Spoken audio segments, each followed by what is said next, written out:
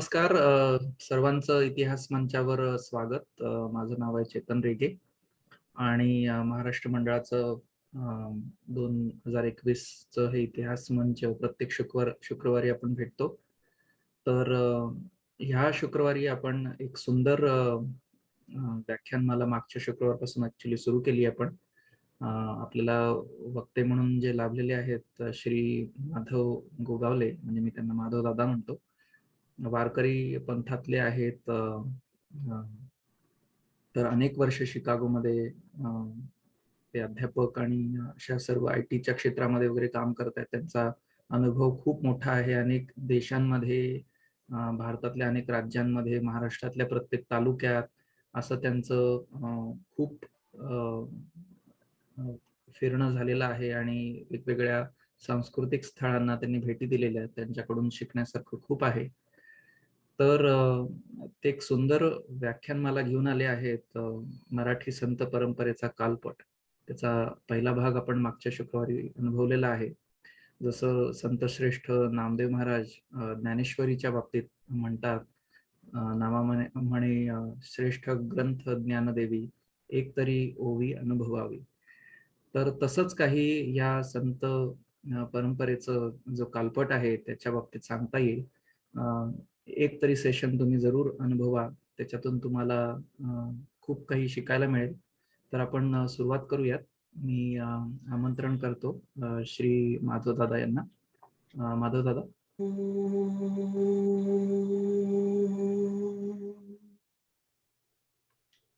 गुरुर्ब्रह्मा गुरुर्विष्णुः गुरुर्देवो महेश्वरः, गुरुरेव परं ब्रह्म तस्मै श्री गुरवे नमः. नमस्कार मंडळी. आज आपण मराठी संत परंपरेचा कालपट 2 भागा पाहणार आहोत. त्या अगोदर मला महाराष्ट्र मंडळ शिकागो तसेच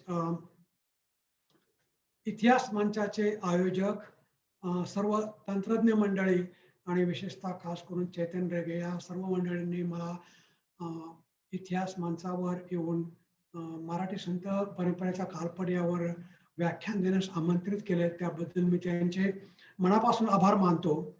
तसेच आपण सर्व श्रोते या ठिकाणी ऐकण्यास आला आहात, तुमचे मी आभार मानतो.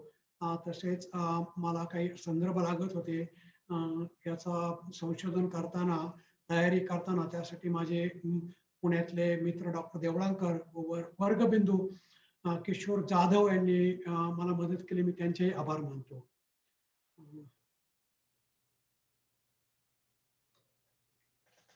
आज थोडक्यात आपण गेल्या वेळेस जे काही कव्हर केलं त्याचं थोडंसं सिंहावलोकन करूया. इतिहास थोडक्यात, इतिहास म्हणजे काय की मागील गोष्टी जे झालं त्याविषयी माहिती, आणि हे ते ज्या घटना त्याची साधारणपणे साधार वास्तव असणेही त्यात गृहीत धरलेले असते.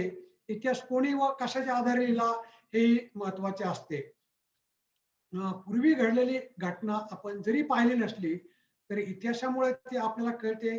इतिहासाच्या कोणत्याही कालखंडाचा अभ्यास म्हणजे त्या कालखंडाचा राजकीय, सामाजिक, आर्थिक, प्रशासकीय, सांस्कृतिक इत्यादी बाबी त्याच्यामध्ये येतात. आणि दुसरं, नंतर आपण संत. संत एक पदवी किंवा उपाधी नाहीये. संतत्व हे वृत्ती, व्यक्तिमत्व आहे.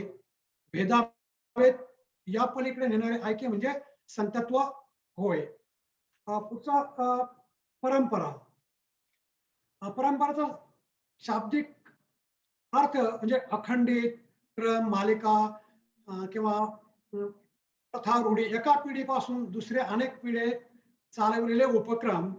त्याचं उदाहरणार्थ आपल्याकडं महाराष्ट्रात बहुतेक जण काय करतात की लग्न झालं की नवदापन ते आपल्या दैवताला जाऊन तीर्थक्षेत्री तिथे त्याची भेट देतात, दर्शन घेतात, आशीर्वाद घेतात. ती एक अशीच परंपरा आहे. तशीच आषाढी कार्तिकी एकादशीला पंढरपूर वारी करण्याची परंपरा आहे.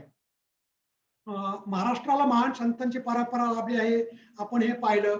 तर ती परंपरा का लाभली आहे तेही आपण पाहिलं. विशेषतः भूमी, लोकाश्रय, राजाश्रय, भविष्याचा दृष्टिकोन या सर्व गोष्टींची महाराष्ट्रामध्ये अ, सगळे पूरक घटक अवेलेबल आहेत.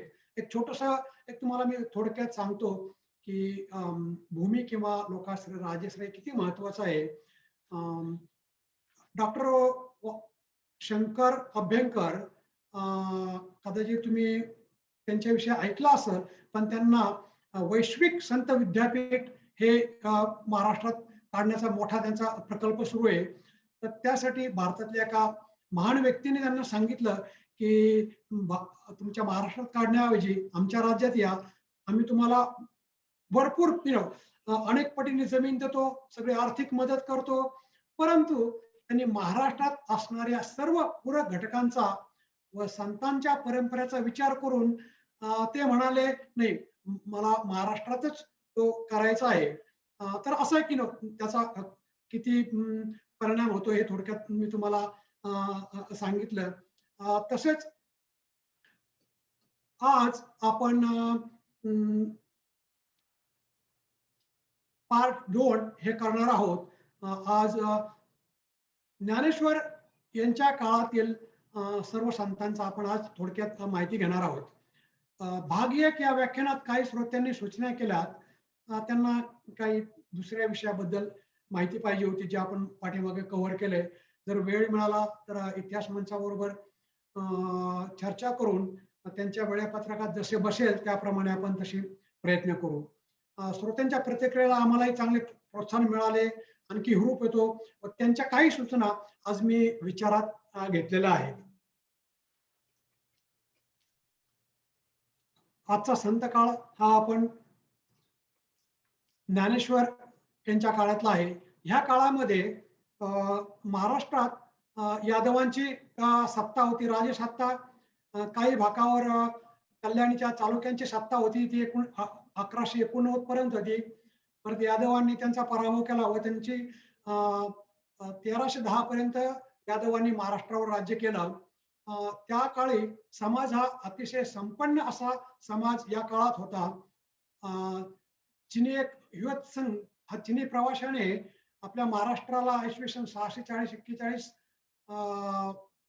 भेट दिली होती. त्या काळामध्ये त्यांनी महाराष्ट्राची संपन्नता, प्रशासकीय कुशलता आणि लोकांचा स्वभाव याविषयी वर्णन केले. ते म्हणतात समाज हा अतिशय संपन्न असा समाज या काळात होता.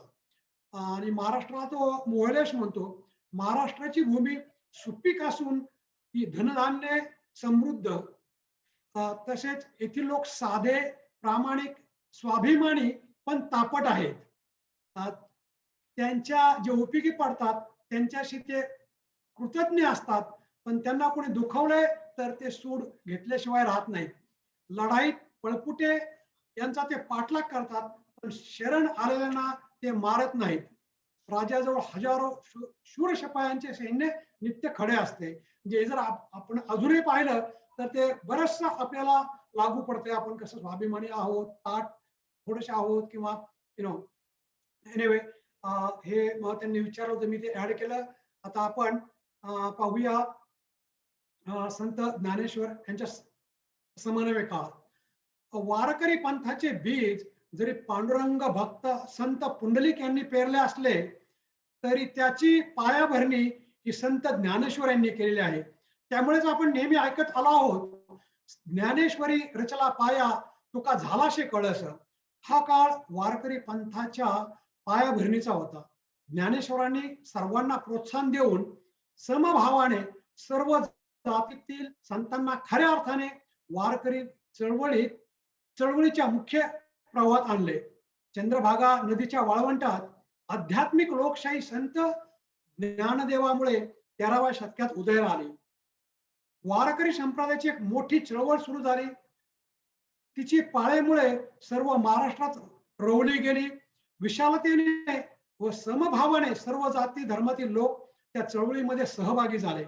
संत ज्ञानेश्वर व संत नामदेवांनी सर्वांनी भक्त मार्गात एकत्र आणण्याची एक मोठी क्रांती केली. 12वे-13वे शतक हे वारकरी पंथासाठी अतिशय महत्वाचा काळ जातो. या काळात केवळ वारकरी पंथाने सुरुवातच केली नाही, तर त्यात 18 पगड, 12 बलुते यातील सर्व जातीतील माणसांना या प्रवाहात सामील करून घेतले. सर्व संतांनी विविध प्रकारचं आध्यात्मिक भक्तीने ओसांडलेले साहित्य मराठी लोकभाषेत निर्माण करून सामान्य लोकांसाठी अतिशय महत्वाची अध्यात्माची देणगी दिलेली आहे. संत ज्ञानेश्वर, नामदेव, गोरा कुंभार, संत मुक्ताबाई यांच्या समवेत समभावतेच्या व विशालतेच्या धोरणामुळे लोकांना आपल्याबरोबर घेऊन ते उंच भरारी मारू लागले. या काळातील निवृत्तीनाथ, ज्ञानदेव, सोपान मुक्ताबाई, संत विश्वबा, नामदेव, जनाबाई, संत गोरा कुंभार, संत सावतामाळी, चोखोबा, सोयराबाई, कर्ममेळा इत्यादी संत त्या काळात होऊन गेले. आणि एक विशेष महत्वाची म्हणजे त्यांनी गृहस्थ प्रापंचिक जीवन असूनही कर्म व भक्ती यांचा संयोग झाला की परमार्थ सहज साधता येतो, याची त्यांनी सुरुवात केली. आणि ते यावरून एक मला एक गोष्ट आठवते नारद मुनींची. आपल्याला माहिती आहे की नारद मुनींना तिन्ही लोके जाण्याचं एका सेकंदात ते जाऊ शकतात आणि ते नेहमी नारायण नारायण नारायण असे करत असत. नेहमी नारायणाचा जप ते करत असे. एक दिवस ते विष्णूंकडे गेले आणि विष्णूंना विचारलं त्यांनी विष्णूंना की तुमचा आवडता भक्त कोण? तर नारदींची अपेक्षा होती की ते माझंच नाव घेतील म्हणून, परंतु विष्णूने त्यांना सांगितलं की माझा आवडता जिवलग भक्त एक पृथ्वी तलावर आहे पंढरपुरामध्ये. ओके. म्हणले पंढरपुरामध्ये मी एवढा म्हणे तू जाऊन तू बघ. मग त्यांची लगेच नारद मुनी आले, पंढरपूरला आले त्या भूतलावर आणि त्यांनी सांगितलं की शेतकरी आहे तिथला, तो शेतकरी माझा आवडता भक्त आहे. ते त्या शेतकऱ्याकडे गेले. पाहिलं त्यांनी, शेतकरी आपला सकाळी सकाळी उठल्यानंतर त्यांनी पहिलं पांडुरंगाचं भजन आणि नामस्मरण केलं. त्याच्यानंतर न्याहारी खाली आपल्या बरोबर बैलांना घेतलं, नांगर हे ते घेतलं आणि शेतावर गेले. शेतावर गेल्यानंतर 4-5 तास काम केलं.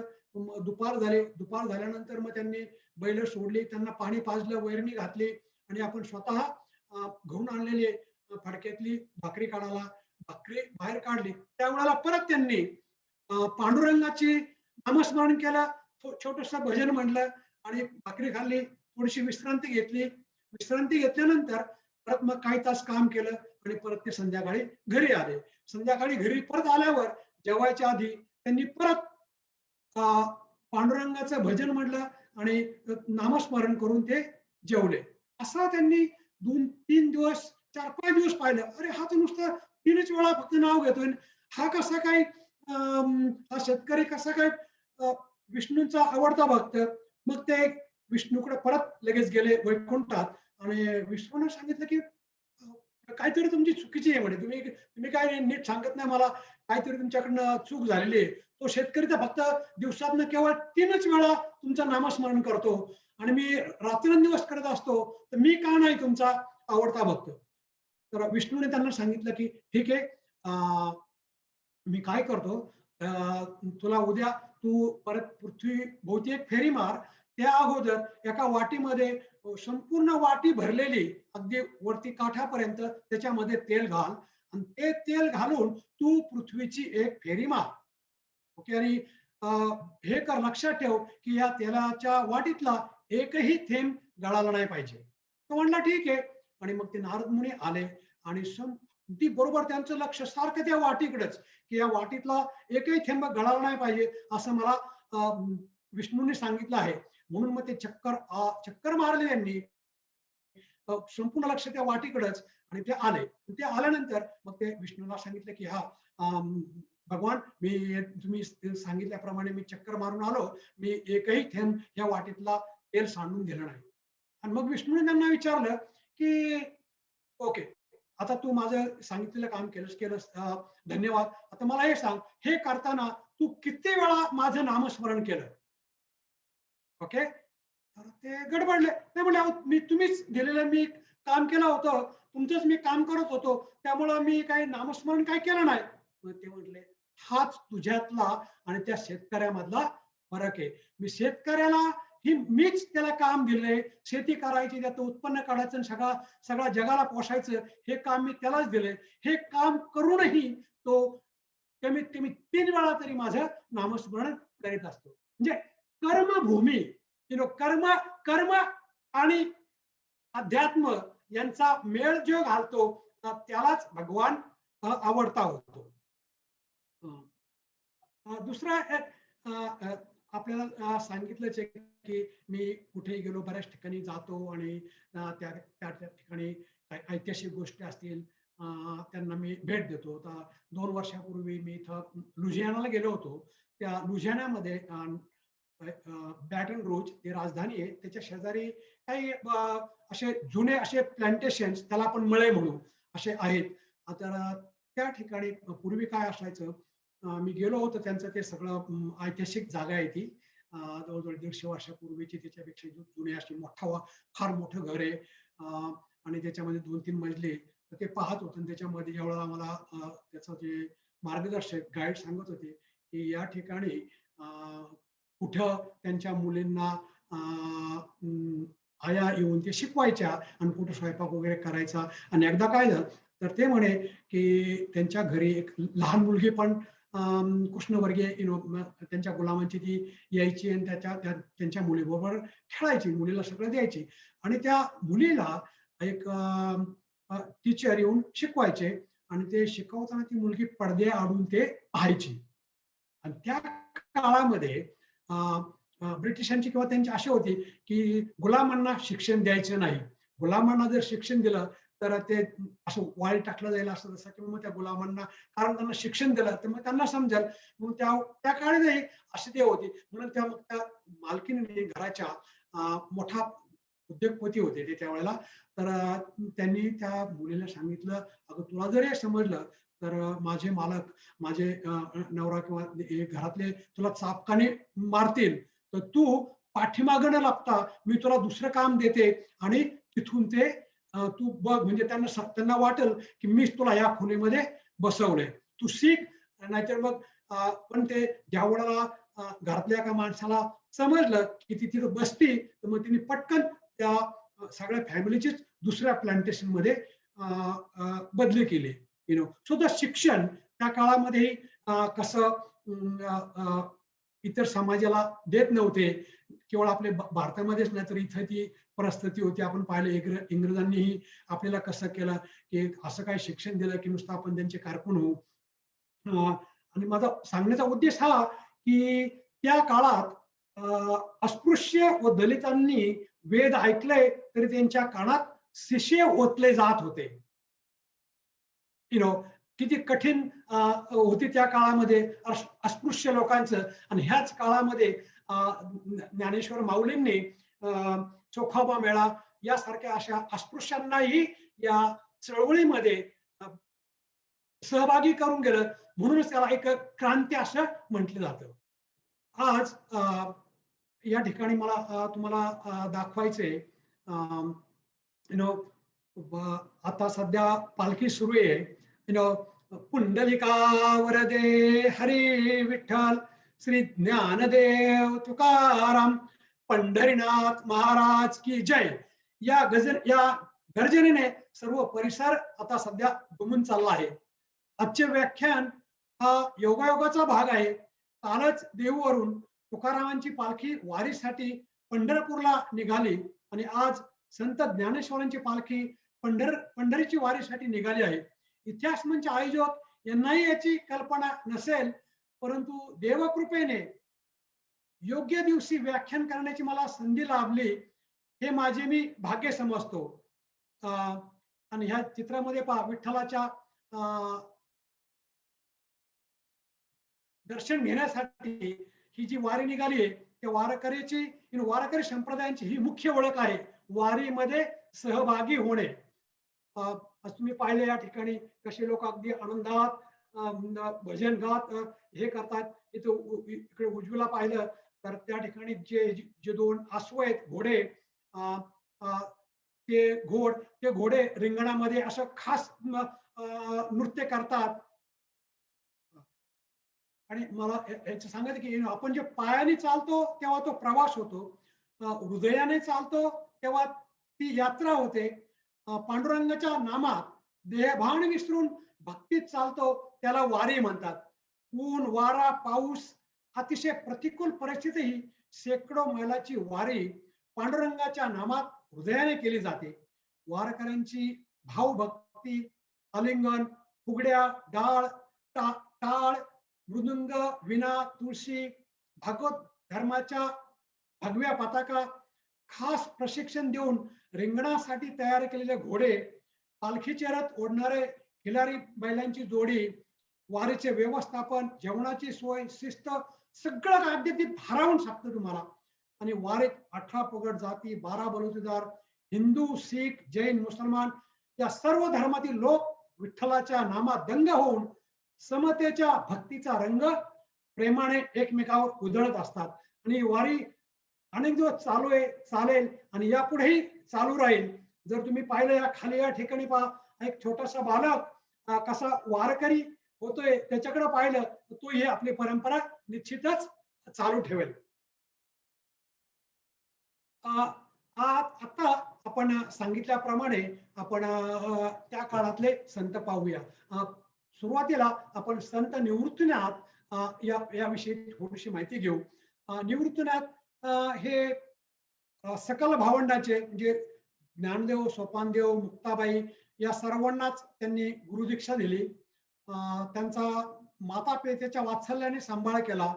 निवृत्तीनाथांनीच ज्ञानेश्वरांना संस्कृत मध्ये असणारी गीता सामान्य लोकांना समजेल अशा शब्दात लिहिण्याचा आदेश दिला. त्याप्रमाणे ज्ञानेश्वरांनी भावार्थ दीपिका अर्थात ज्ञानेश्वरी काढून टाकली, लिहून काढली. सर्वांना निवृत्तीनाथांनी आपल्यावर असलेली कृपादृष्टी, आदर व प्रेम व्यक्त करण्यासाठी यांनी अभंग रचना केली आहे. निवृत्तीनाथ हे थोरले भाऊ होते.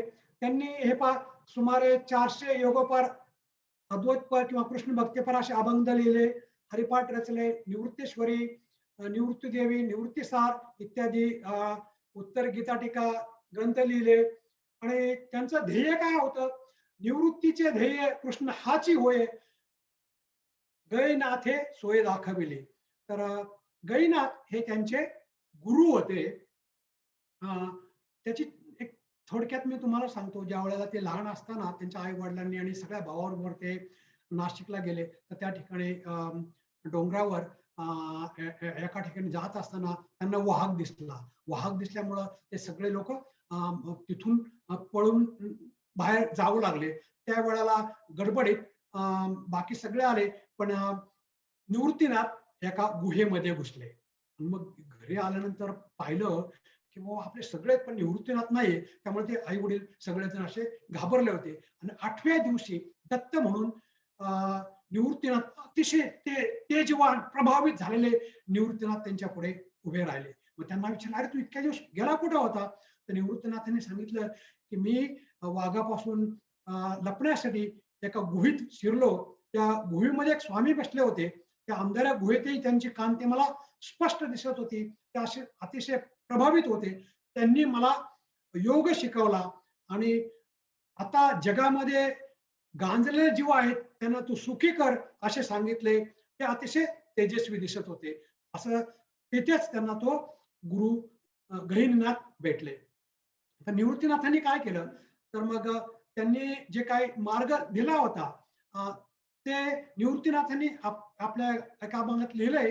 आणि आपलं जे ज्ञान होतं ते सर्व ज्ञान ज्ञानेश्वरांना दिलं आणि त्यांना सांगितलं की आता तूच अध्यात्म लिही. आणि त्यातून ज्या मिळालेल्या ज्ञानातून ते खरोखर निवृत्त झाले आणि आपली काही जे काही सिद्धी, अध्यात्म ज्ञान ते सगळं निवृत्तींनी ज्ञानदेव आणि आपल्या सोपानदेव आणि मुक्ताबाईंना दिलं.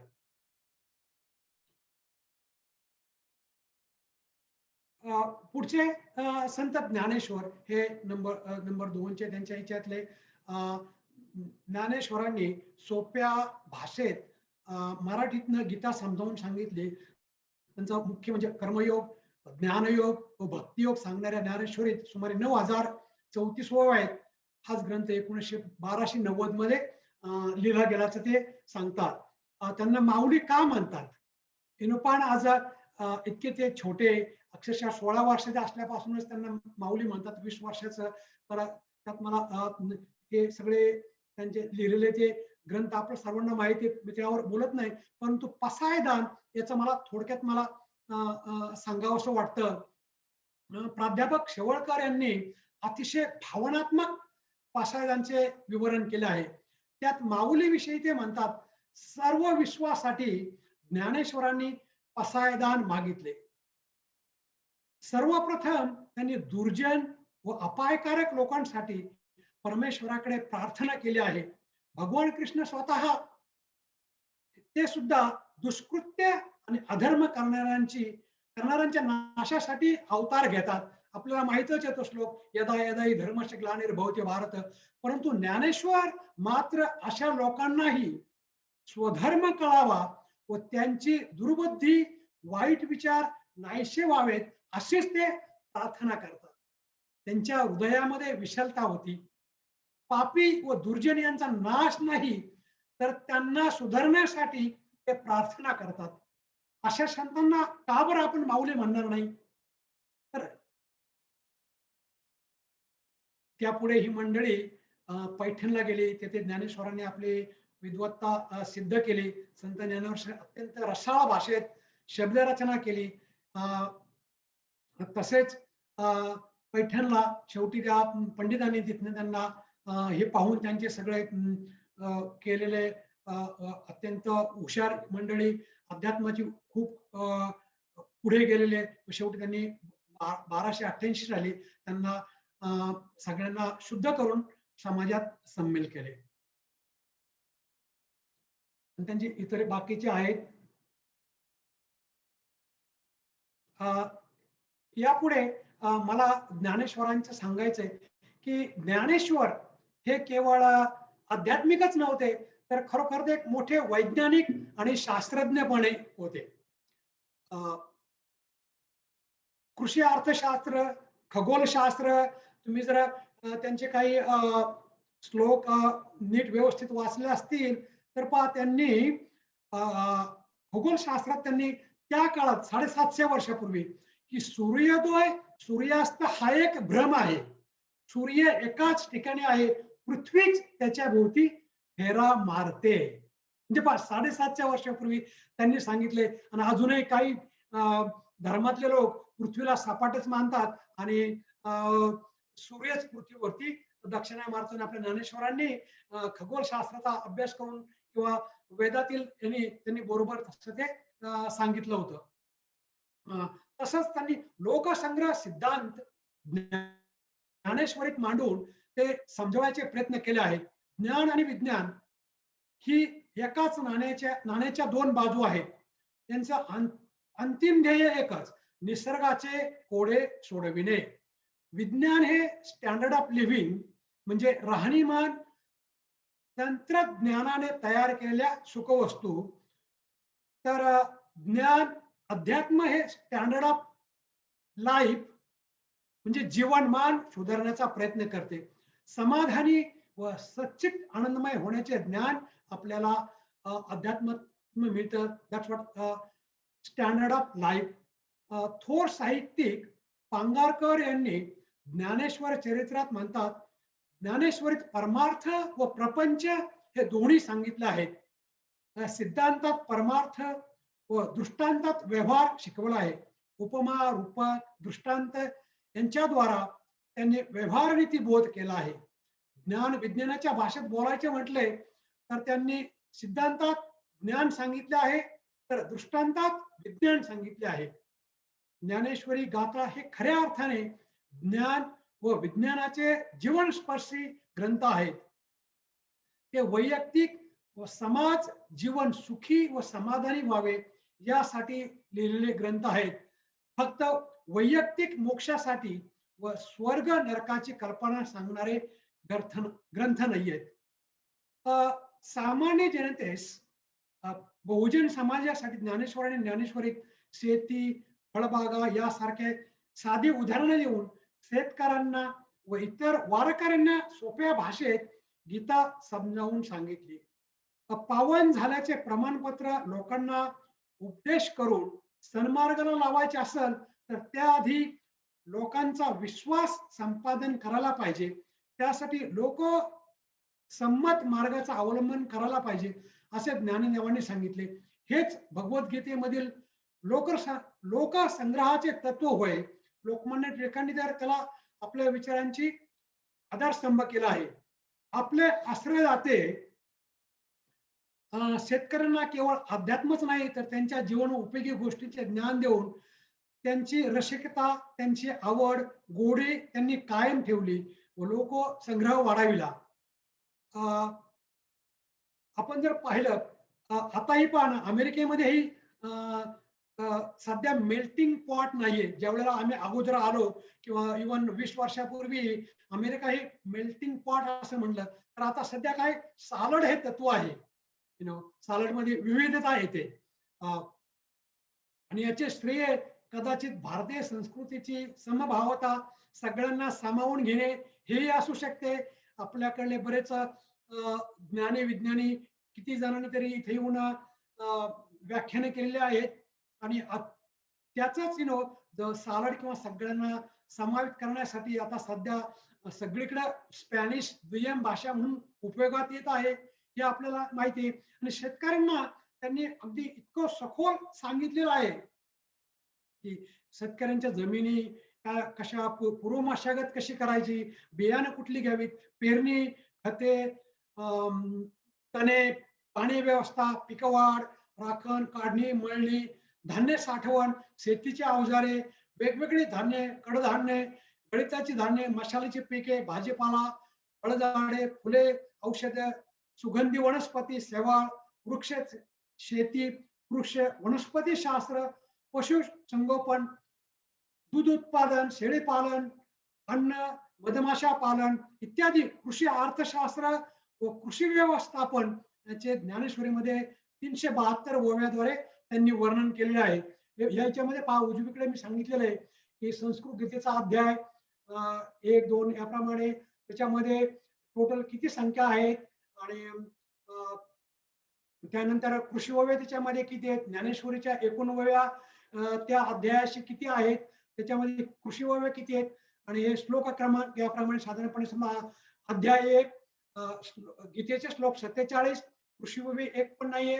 ज्ञानेश्वरीच्या 275 ओव्या, कृषी ओव्या 6 आणि ते ओव्या म्हणजे 25, 28, 40, 43, 59 यासारख्या. दुसरा अध्याय असा त्याप्रमाणे असे एकूण 18 अध्याय. गीतेचे श्लोक 700, कृषी ओव्या संख्या 171, ज्ञानेश्वरीच्या एकूण ओव्या 9034 आणि कृषी ओव्या 372 आहेत. हे जे आहे याचं मला श्रेय डॉक्टर पुणे काळभोर यांनी ज्ञानेश्वरीतील कृषी दर्शन याच्यामध्ये यावर फार मोठं विवेचन केले आहे. ते माझे कॉलेजमध्ये असताना प्राध्यापकही होते आणि त्यानंतर माझे नातेवाईकही झालेत. याच्या अगोदर मला जस्ट सहज आठवलं, मी पाठीमागचा फोटो पाहून कदाचित तुम्ही हा विनोद ऐकला असेल. पु ल देशपांड्यांचे एक चाहते होते. ते पु ल देशपांड्यांचं सगळं साहित्य त्यांना खूप आवडायचं आणि त्यांच्याशी मैत्री झाली आणि मैत्रीमध्ये ते नेहमी सांगायचे की मला तुमचा खूप अभिमान वाटतोय. माझ्या घरामध्ये फक्त मी 2च व्यक्तींचे फोटो आहेत. त्याच्यामध्ये तुमचा एक आहे आणि दुसरा ज्ञानेश्वरांचा आहे. ते घर दाखवायला लागले आणि ज्यावेळेला त्यांनी पु ल देशपांड्यांना दाखवला की हा ज्ञानेश्वरांचा फोटो आणि हा तुमचा फोटो, हे फोटो पाहिल्या ते म्हणतात अरे अरे बाबा ते काढून टाक, नाही तर लोक म्हणतील की याच रेड्याला ज्ञानेश्वरांनी वेद समजावून सांगितले. एनिवे आपण आता पुढचे संत पाहू. संत सोपानदेव. संत सोपानदेव यांनाही सोपान काका असं म्हटलं जातं. आता तेही पहा, काका म्हणजे कोण? की साधारणपणे वडिलांसमवेत आणि वडिलांपेक्षा जास्त आपलं कौतुक करणारे, जास्त आपली पाठीवर थाप मारणारे, आपल्याला हवे त्या वेळेला जाऊन, कारण आपल्याला बऱ्याच वडिलांची अशी जरा भीती वाटते, पण काका म्हणजे जवळचे, तर त्यांना सोपान काका इतक्या लहान वयामध्ये सगळ्या संतांनी असं म्हटलेलं आहे.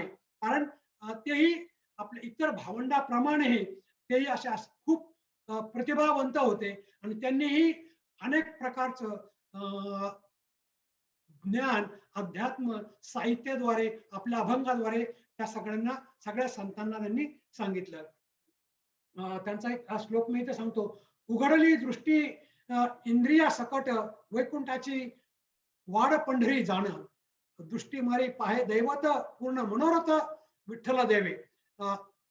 हाची मार्ग सोपा जनाशी उघड, विषयाचे जाड टाकी परत परते सोपान म्हणे, मुपशी सर्वथा मग नव्हे उत्तया भक्तिपंथे. म्हणजे त्याचा अर्थ काय? की आपली दृष्टी आता उघडली असून, म्हणजे आपणास भान आले आहे असून पंढरीला जाणे म्हणजे वैकुंठाला जाण्याचा मार्ग प्रशस्त करणे होय. तेथे गेल्यावर आपले आराध्य विठ्ठलाचे दर्शन झाले म्हणजे माझे मनोरथ पूर्ण झाल्यासारखे आहे. यासाठी सोपानदेव सर्वसामान्य जनास विनंतीपूर्वक सांगतात की हाच सोपा मार्ग आहे वैकुंठाच्या प्राप्तीसाठी. यासाठी सर्वांना पंढरीची वारी केली पाहिजे. पुढच्या श्लोकामध्ये म्हणतात, नाही नाही भान न दिसे प्रपंच, रोहिणी अवाव मृगजळ, दुटला असे साठा वासनाचो खळ, दिनिनिशी फळ राम.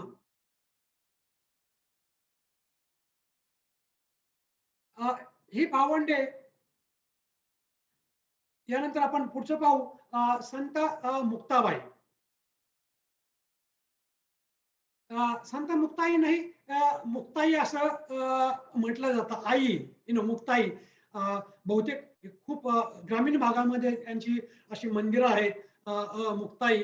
मग त्या पण पहा, त्यांना पण आई का म्हटले सगळ्यांनी?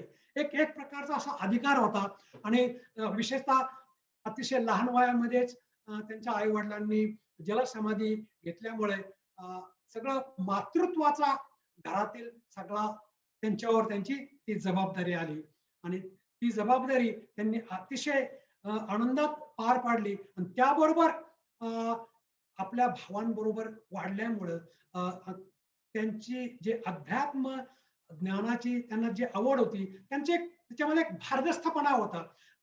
त्यामुळेही त्यांना ते असे आई म्हणत असत. संत मुक्ताबाईच्या काव्यात त्यांच्या जीवनाचे व प्रतिभेचे अनेक पैलू उठून दिसतात.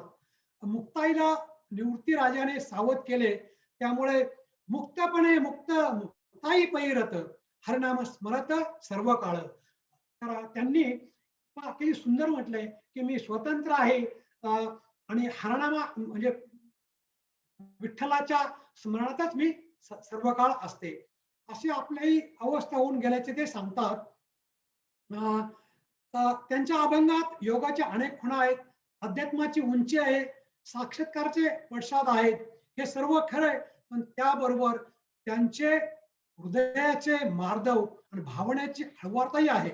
स्वभाव सोपानदेवाप्रमाणेच थोडासा त्यांचा परकडा आहे. त्यांचे एकंदर ताटीचे 42 अभंग आपण मागच्या वेळेस पाहिलं आणि त्यांचे अनेक अध्यात्माचे अभ्यासक व संत तज्ञांनी संत हा शब्द ताटीच्या अभंगात मराठीमध्ये प्रथम विस्तारवेने वापरण्याचे श्रेय त्यांना ते देतात.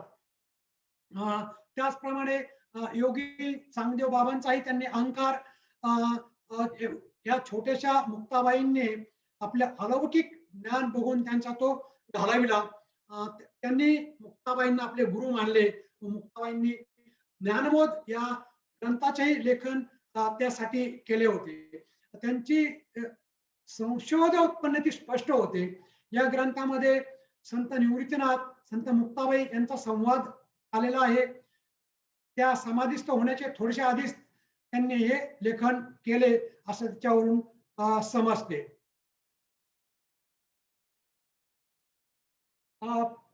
पुढं पहा, ज्यावेळी संत ज्ञानेश्वरांनी जिवंत समाधी घेतली, त्यानंतर एका महिन्यातच स्वपन काकांनी समाधी घेतली आणि मग त्यांना घेऊन निवृत्तीनाथ नाशिकला गेले. तर त्या ठिकाणी एक वीज पडून त्या काळामध्ये त्यांनी त्या ब्रह्मात विलीन झाल्या. तर त्याचं संत नामदेवांनी सुंदर रीतीने असं वर्णन केलंय. पडालेली वीज निरंजनी जेव्हा, मुक्ताबाई तेव्हा गुप्त झाली. वैकुंठी लक्ष घंटा वाजती एक घाई, झाली मुक्ताबाई स्वरूपकार. एक प्रहर झाला प्रकाशित त्रिभुवनी, जेव्हा निरंजनी गुप्त झाली. गेले निवारुणी आकाश अबुट नामा म्हणे, कोठे मुक्ताबाई. पण काय सुंदर केलंय त्यांनी वर्णन, की एक त्या काळात मुक्ताबाई स्वस्वरूपात गेल्या. एक सेकंद असा होता की संपूर्ण त्रिभुवन प्रकाशमय झालं त्या विजेच्या याने, आणि त्या काळी ह्या भूतलावरील निरंजनी गुप्त झालेली आहे. सुंदर त्यांनी त्याचं ते वर्णन केलेलं आहे. आता आपण पुढे संत विसोबा खेचर यावर आपण पाहू. वारकरी संप्रदायामध्ये विसोबांना बऱ्याच ठिकाणी कुठं ज्ञानदेवांचे शिष्य, तर कुठे मुग्धाबाईचे शिष्य, तर कुठं सोपानदेवांचे शिष्य असे म्हटले.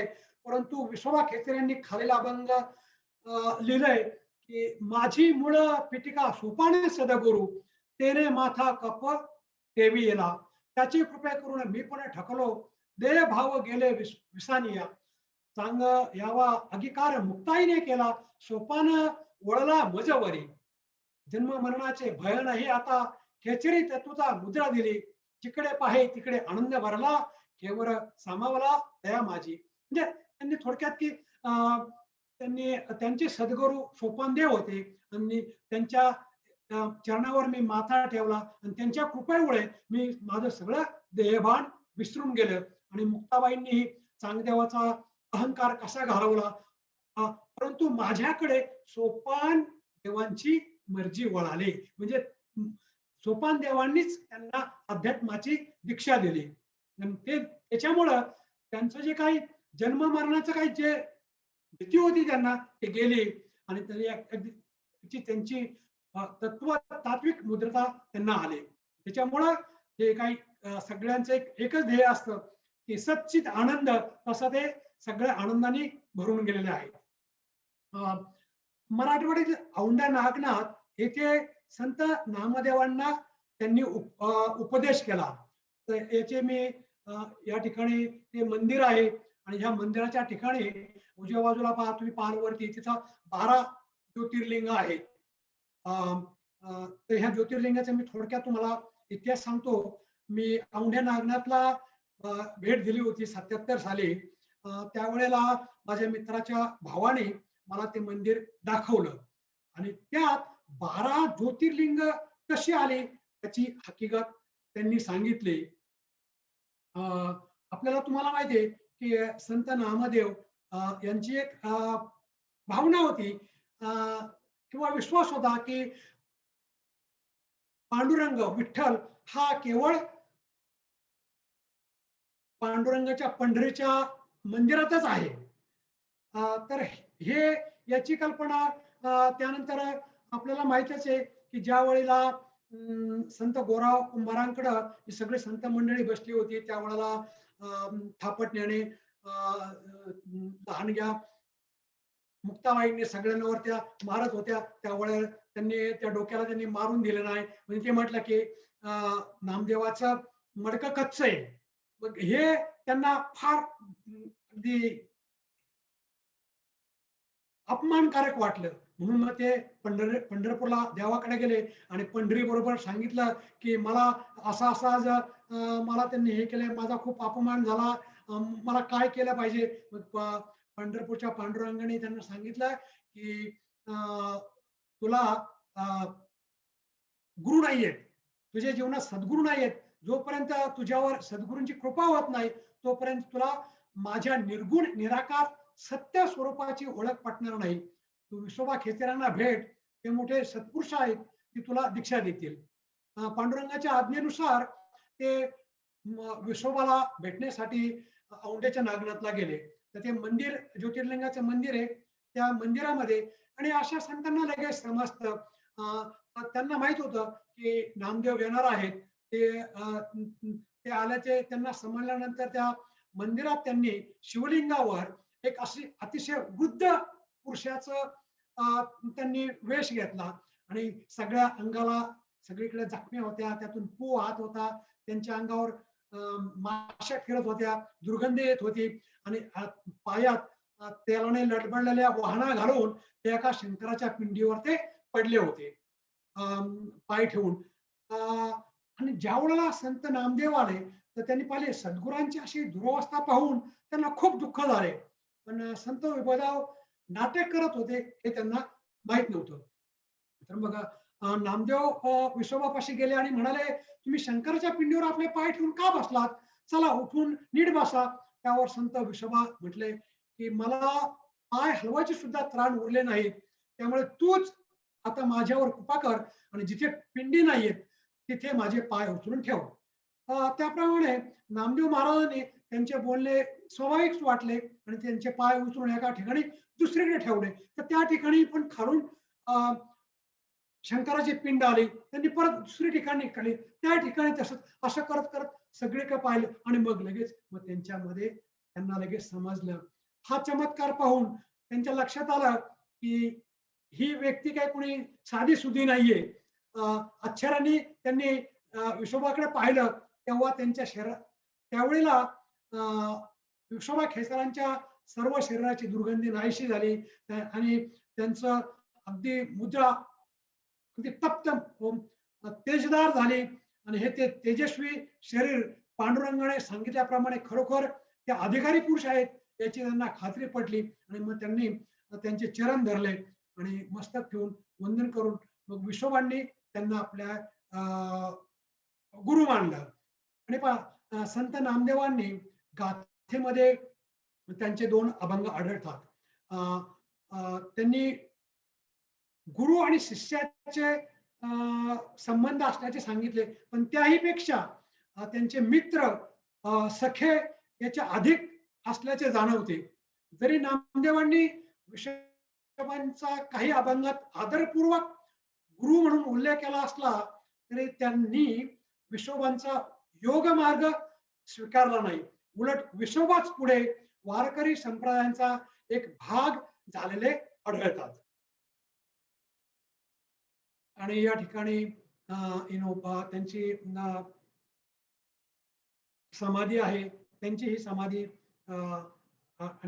त्या ठिकाणी असं म्हणलं, देव विना ठाव रिता कोठे, म्हणजे देव सर्वव्यापी चराचरात भरलेला आहे. आता पुढचा आपण संत नामदेव याविषयी थोडक्यात माहिती घेऊ.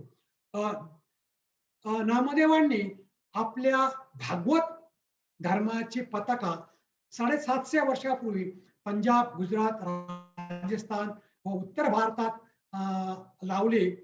अध्यात्माचा समभाव यामुळे ती पताका आजही महाराष्ट्राबाहेर ज्या ज्या ठिकाणी संत शिरोमणी गेले तेथे ती डोलत आहे. भागवत धर्माचे एक आद्य प्रचारक म्हणून संत नामदेवांनी संत ज्ञानेश्वरांच्या संजीवन समाधीनंतर 50 वर्ष ते संपूर्ण भारतभर हिंडत होते. पंजाब मधील शीख बांधवांना ते आपलेच वाटतात. शीख बांधव नामदेवांना नामदेव बाबा म्हणून त्यांचे गुणगान गातात. पंजाब नामदेवांचं ध्येय काय होतं? नाचू कीर्तनाच्या रंगी ज्ञानदीप लावू जगी. त्याचप्रमाणे ते सगळीकडे कीर्तन सांगायचे. नामदेव कीर्तन करी पुढे देव नाचे पांडुरंग. स्वतः पांडुरंगही त्यांचे कीर्तन ऐकण्यासाठी त्या त्या ठिकाणी असायचे. काय रसदार कीर्तन असेल ते नाही. त्यांची साहित्य रचनाही खूप आहे.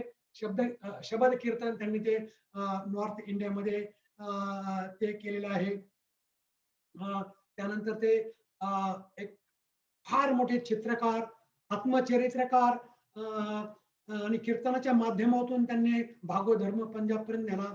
आणि त्या पाठीमागचे एकच की सगळ्यांना भावनिक एकात्मता जपणे. त्यांनी शौर्षणी भाषेतही अनेक अभंग रचलेत. 125 त्यातली 61 अभंग त्यांचे शिखांचे गुरुग्रंथ साहेब याच्यामध्ये गुरुमुखी लिपीत आहेत. पंजाब मधील घुमान येथे बाबा नामदेव नावांचे एक पदवी महाविद्यालय आहे. आणि मी थोडक्यात तुम्हाला एक विहिरीची गोष्ट त्यांची सांगतो की त्यांची किती भक्ती होती. आपल्याला माहिती आहे की ते संत ज्ञानेश्वराबरोबर तीर्थयात्रेला जायचे. एकदा ते दोघं जणच होते, तर उन्हाळ्याचे दिवस होते, त्यांना तहान लागली. त्याकाळी असे मध्ये मध्ये असे विहिरी असायच्या आणि मग ते विहिरीजवळ गेले आणि ते विहिरीचे त्यांना तिथं पाणी प्यायचं होतं, पण तिथं पोहरे नव्हते, किंवा ते बादली असती पाणी काढायची ते तिथं नव्हते, कसे काढायचं. तर संत ज्ञानेश्वर आपण पाहिलं ते एक सिद्धी प्राप्त झालेली पण व्यक्ती होती. कारण त्यांनी अनेक चमत्कार दाखवले होते. चमत्काराशिवाय नमस्कार नाही असं आपण म्हणतो. म्हणून ते काय म्हटले की ठीक आहे, आपल्याकडं पाणी काढायला बादलं नाही, तर मी माझ्या सिद्धीने आपण दोघांना मी भुंगे करतो, आपण भुंगे होऊन खाली पार विहिरीच्या तळात जाऊ आणि पाणी पिऊन वर जाऊ. तर नामदेव म्हणलं नको नको, मला नकोय, मी माझ्या विठ्ठलावर माझा विश्वास आहे. विठ्ठलाला जर माझी तहान भागवायची असेल तर तो माझ्यासाठी जरूर मला काहीतरी करेल.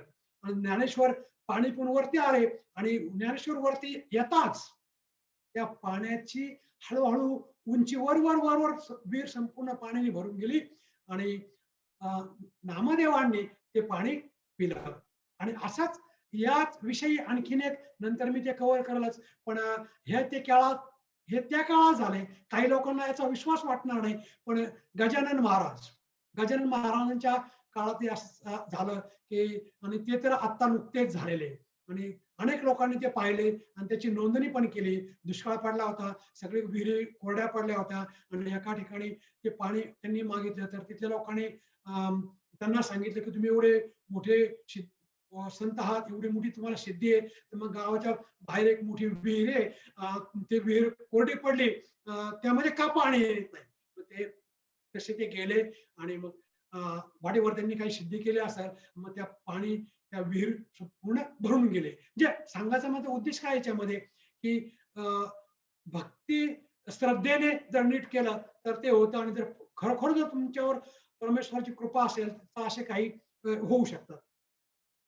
आता आपण पुढचं संत जनाबाई याविषयी आपण बोलू. संत जनाबाई ह्या उत्कट भक्तिभावाची साक्ष देणाऱ्या भक्त जनाबाई साक्षात विठ्ठल यांच्या संवादाची ही जी उजवीकडे आहे, ही जे खोली आहे की ज्या खोलीमध्ये ते पांडुरंगाशी नेहमीच संवाद चालत असे.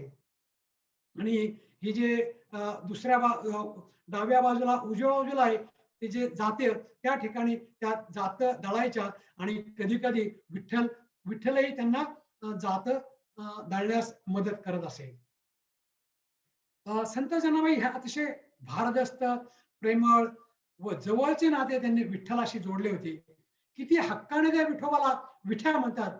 आजही पंढरपूरला पालख्या आल्यानंतर त्या प्रथम संत जनाबाईच्या घरी विसावा घेतात. मला वैकुंठ स्वर्ग नको या ठिकाणी पुढे ते म्हणतात, ए रे माझ्या रामा, मन मोहन घनश्यामा, तुझे चरणी घालन मिठी, झाड नाही रे वैकुंठी.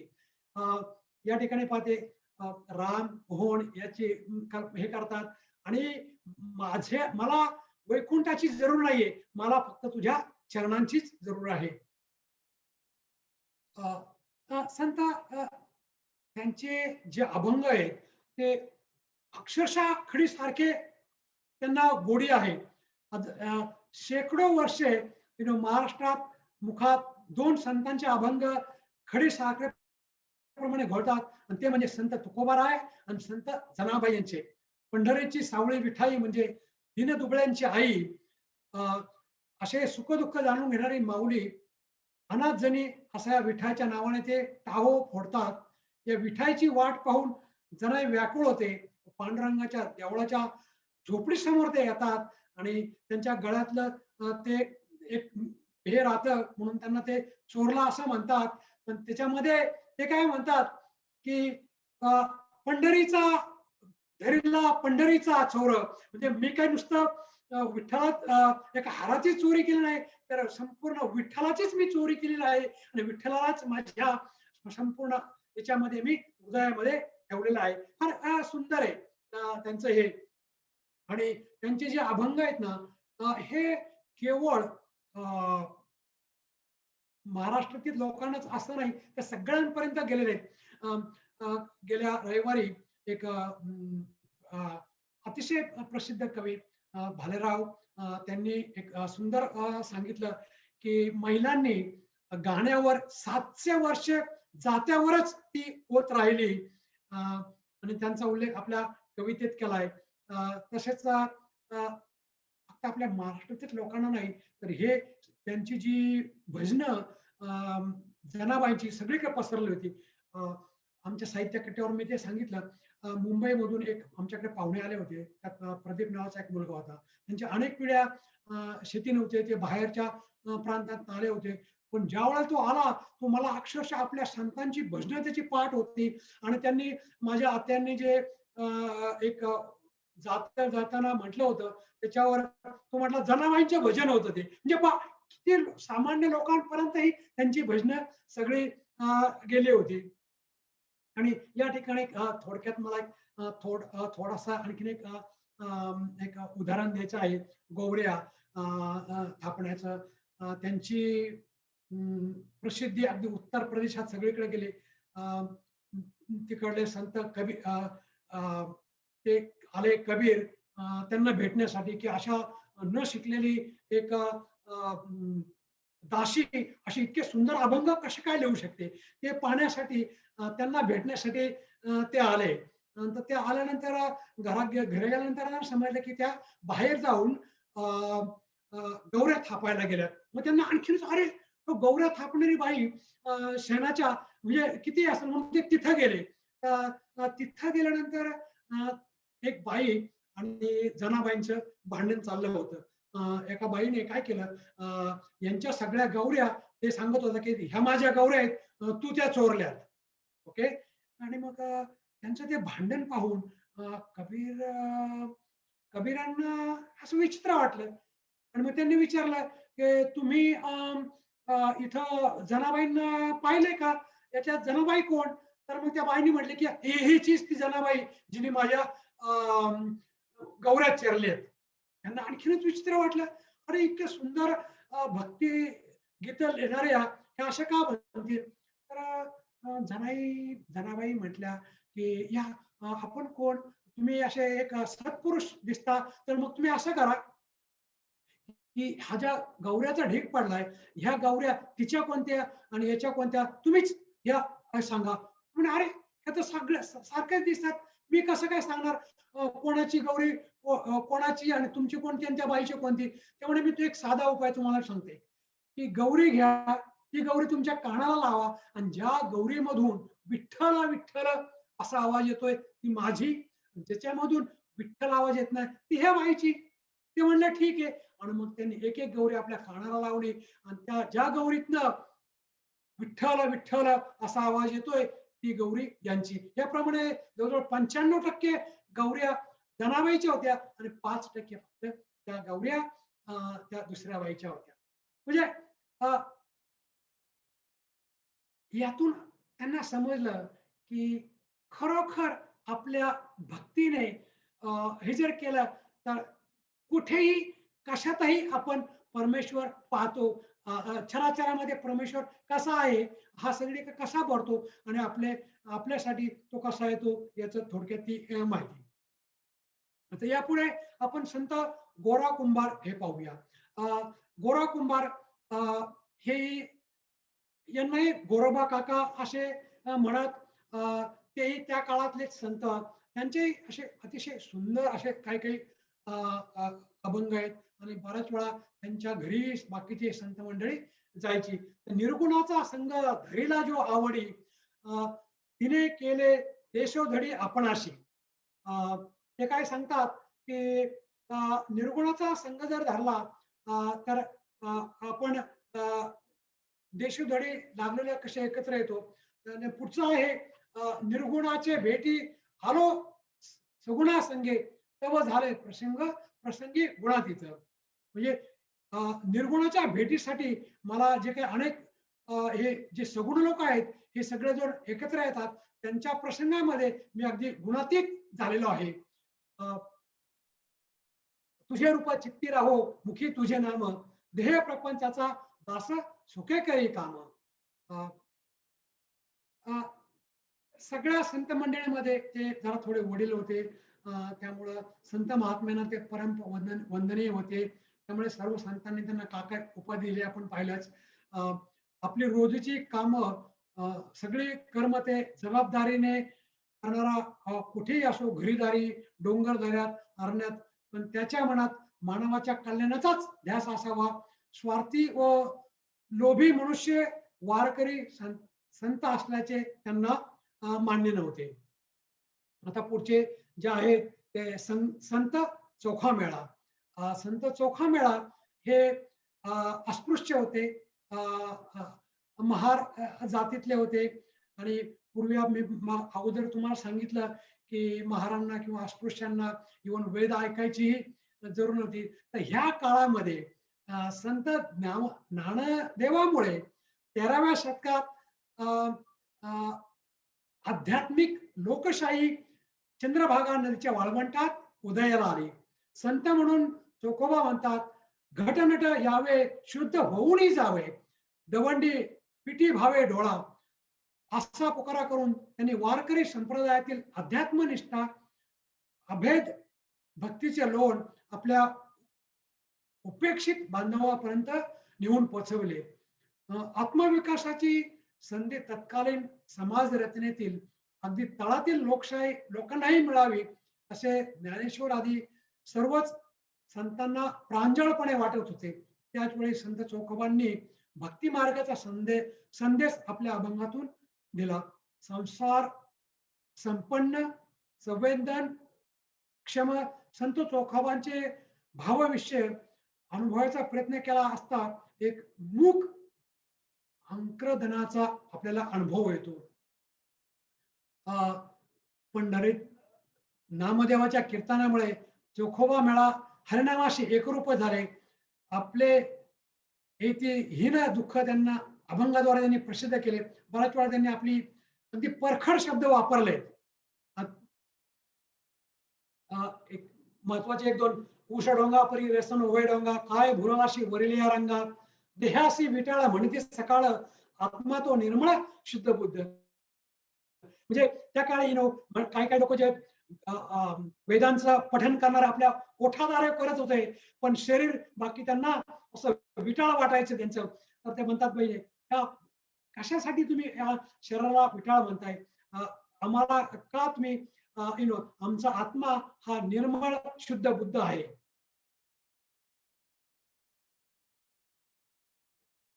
नाही उरली वासना तुम्हा नारायणा पाहता, उरली नाही भेदाभेद झाले शुद्ध अंतर, विठ्ठलाचे होते जाळे सुटले बळे नामाच्या, देहाची तुटली दोरी म्हणे चोख्याची महारी. याच्यामध्ये सांगतात की आता माझ्या सगळ्या वासना गेलेल्या आहेत, मला पांडुरंग नारायणाला पाहतात ते सगळं गेलेलं आहे, माझे जो काय भेदाभेद होता तोही नष्ट झालेला आहे, माझे अंतर शुद्ध झालेले आहे. आणि जे विठ्ठलाचं जाळं काही समाज पांडित्य लोकांनी जे काही केलं होतं, कर्मकांडांनी केलं होतं, ते आता नामदेवांचे ते शिष्य होते त्यांच्या बळामुळं ते माझे हे सुटलेलं आहे आणि माझी देहाची दुरी कशी झाली तुटून आता मी सर्व अध्यात्ममय झालेलो आहे. यांनी प्रत्यक्ष परमेश्वराने त्यांच्या जवळ केले, त्यांना सत्संग लाभला, या मंदिरात प्रवेश नसला त्यांना कसा प्रवेश दिला याची माहिती. आणि ज्या वेळेला संत नामदेव हे उत्तर भारतात होते आणि संत चोखामेळा यांचा या गावामध्ये गावकुश बांधताना त्यांचा मृत्यू झाला आणि तिथेच ते गेले. हे कळल्यानंतर नामदेवांना फार वाईट वाटलं, म्हणून ते तिथून गेले आणि तिथून त्यांनी त्यांची हाडं आणली. आता इतकी लोक त्या भिंतीत चिरडून गेलेली बरेच दिवस झालेले आहेत, तर मग ती हाडं तर त्यातलं ते कोण तर त्यांना माहित होतं. मग त्यांनी बरोबर ते हाडं उचलून आपल्या डोक्याला लावली आणि ज्या हाडामधून विठ्ठल विठ्ठल असा आवाज येता तेही त्यांचीच हाडं होती. मग ती हाडं त्यांनी आणून त्यांची समाधी पंढरपूरलाच पंढरपुरामध्येच विठ्ठलाच्या मंदिरात तिथेच बांधले. आता आपण संत सावतामाळी पाहू. संत सावतामाळी हे कर्तव्य आणि कर्म मार्गी याचे होते. त्यांची एक वैशिष्ट्य म्हणजे पहा, ते चराचरामध्ये विठ्ठल पांडुरंग पाहत असे. त्यामुळं त्यांना पंढरपूरला जाण्याची गरजच वाटली नाही आणि ते कधीही पंढरपूरला गेले नाहीत. प्रत्यक्ष पांडुरंगच त्यांच्या भेटीला आले. त्यामुळं दरवर्षी ज्या दिवशी त्यांना ते भेटण्यास आले होते त्या दिवशी पांडुरंगाची पालखी संत सावतामाळी यांच्या निवासस्थानी दरवर्षी जाते. कर्तव्य आणि कर्म करीत राहणे हीच खरी ईश्वर सेवा अशी प्रवृत्ती मार्गी शिकवण देणारे ते संत होते. सावता महाराज हे वारकरी संप्रदायाचे श्रेष्ठ व ज्येष्ठ संत म्हणून त्यांचा लौकिक आहे. अध्यात्म, भक्ती, आत्मबोध, लोक संग्रहार्थ, सदाचार याविषयी आणि अंधश्रद्धा, कर्मठपणा, दांभिकपणा यांना अजिबात मान्य नव्हतं. ते पायात म्हणतात ते योग यार्ग तप धर्म सोपे वर्म नाम घेता तीर्थवर्त दान अष्टांग याचा पांग नको आम्हाला. म्हणजे तुमचे हे जे काही अंधश्रद्धा, कर्मठपणा, दांभिकपणा, कोणाला दक्षिणा असला प्रकार मला नको आहे. मी सरळ एकच की परमेश्वराचं नुसतं नामस्मरण केलं, माझं कर्तव्य करत राहिलो तर त्यातूनच मला परमेश्वर मिळतो. प्रपंच असून परमार्थ साधावा, वाचे अळवावा पांडुरंग. आणि हे बाकीचे त्यांचे संबंध. आता नंतर आता हे शेवटचे संत नरहरी सोनार. नरहरी सोनार देवा तुझा मी सोनार तुझा नामाचा व्यवहार. आपल्याला जर माहित असेल तर ते सोनार होते आणि ते विशेषतः अतिशय शिवभक्त होते. त्यामुळं ते विष्णू भक्तांना अजिबात आवडायचं नाही. त्यांचा ते राग करायचे. इव्हन एक गोष्ट सांगतात की एकदा एका सावकाराला सोन्याची माळ करून ते त्यांना पांडुरंगाच्या गळ्यात घालायची होती. मग ते त्यांनी सांगितले की जा मी करतो, पण मी काय येणार नाही, मी वैष्णव भक्त नाहीये, तू जाऊन मला माप आण आणि ते कर. मग त्या मापाची बरोबर त्यांनी केली, त्यांनी नेली, परत ती मोठी झाली, परत ते आले, परत असं 2-3 वेळा झालं. मग ते म्हणले चला मी स्वतःच येतो. पण मी तिथं आल्यानंतर मी माझे डोळे बांधन, मला काही मी याचा नाहीये म्हणून मग ते डोळे बांधले. त्यांनी पट्टी बांधली डोळ्यावर, डोळे मिटून घेतले आणि ज्या वेळेला त्याचं ते माप घेतलं तर माप घेताना विठ्ठलाचं त्यांना तर वाघाचं कातड त्यांच्या हाताला लागलं. अरे असं काय होतंय, हे तर शिवाचं आहे, शिव वस्त्र परिधान करतो. म्हणून मग त्यांनी परत डोळे उघडले, तर पुढे डोळे उघडले तर तिथं पांडुरंग. मग परत त्यांनी डोळे मिटले, परत घ्यायला लागला तर त्यांना साप त्यांच्या अंगाला लागला, त्रिशूळ लागलं. असं काय होतंय. मग त्यांनी विठोबाने त्यांना सांगितलं की दर्शन दिलं की हे की पांडुरंग, विठ्ठल आणि भगवान शिव हे एकच आहे. शिव आणि विष्णू भिन्न नाही, ते एकच आहेत.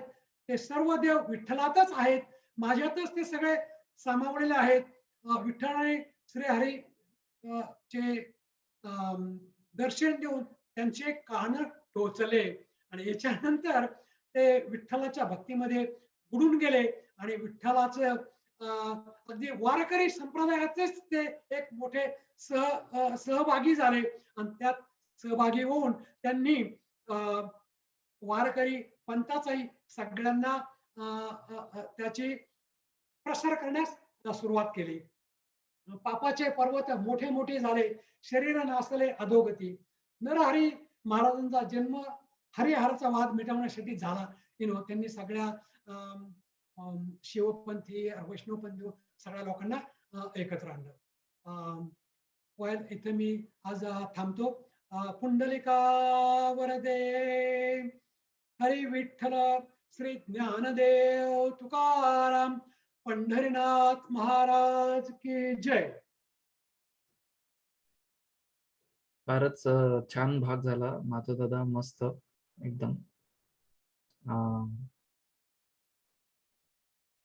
हा, तलाठी काका बोल.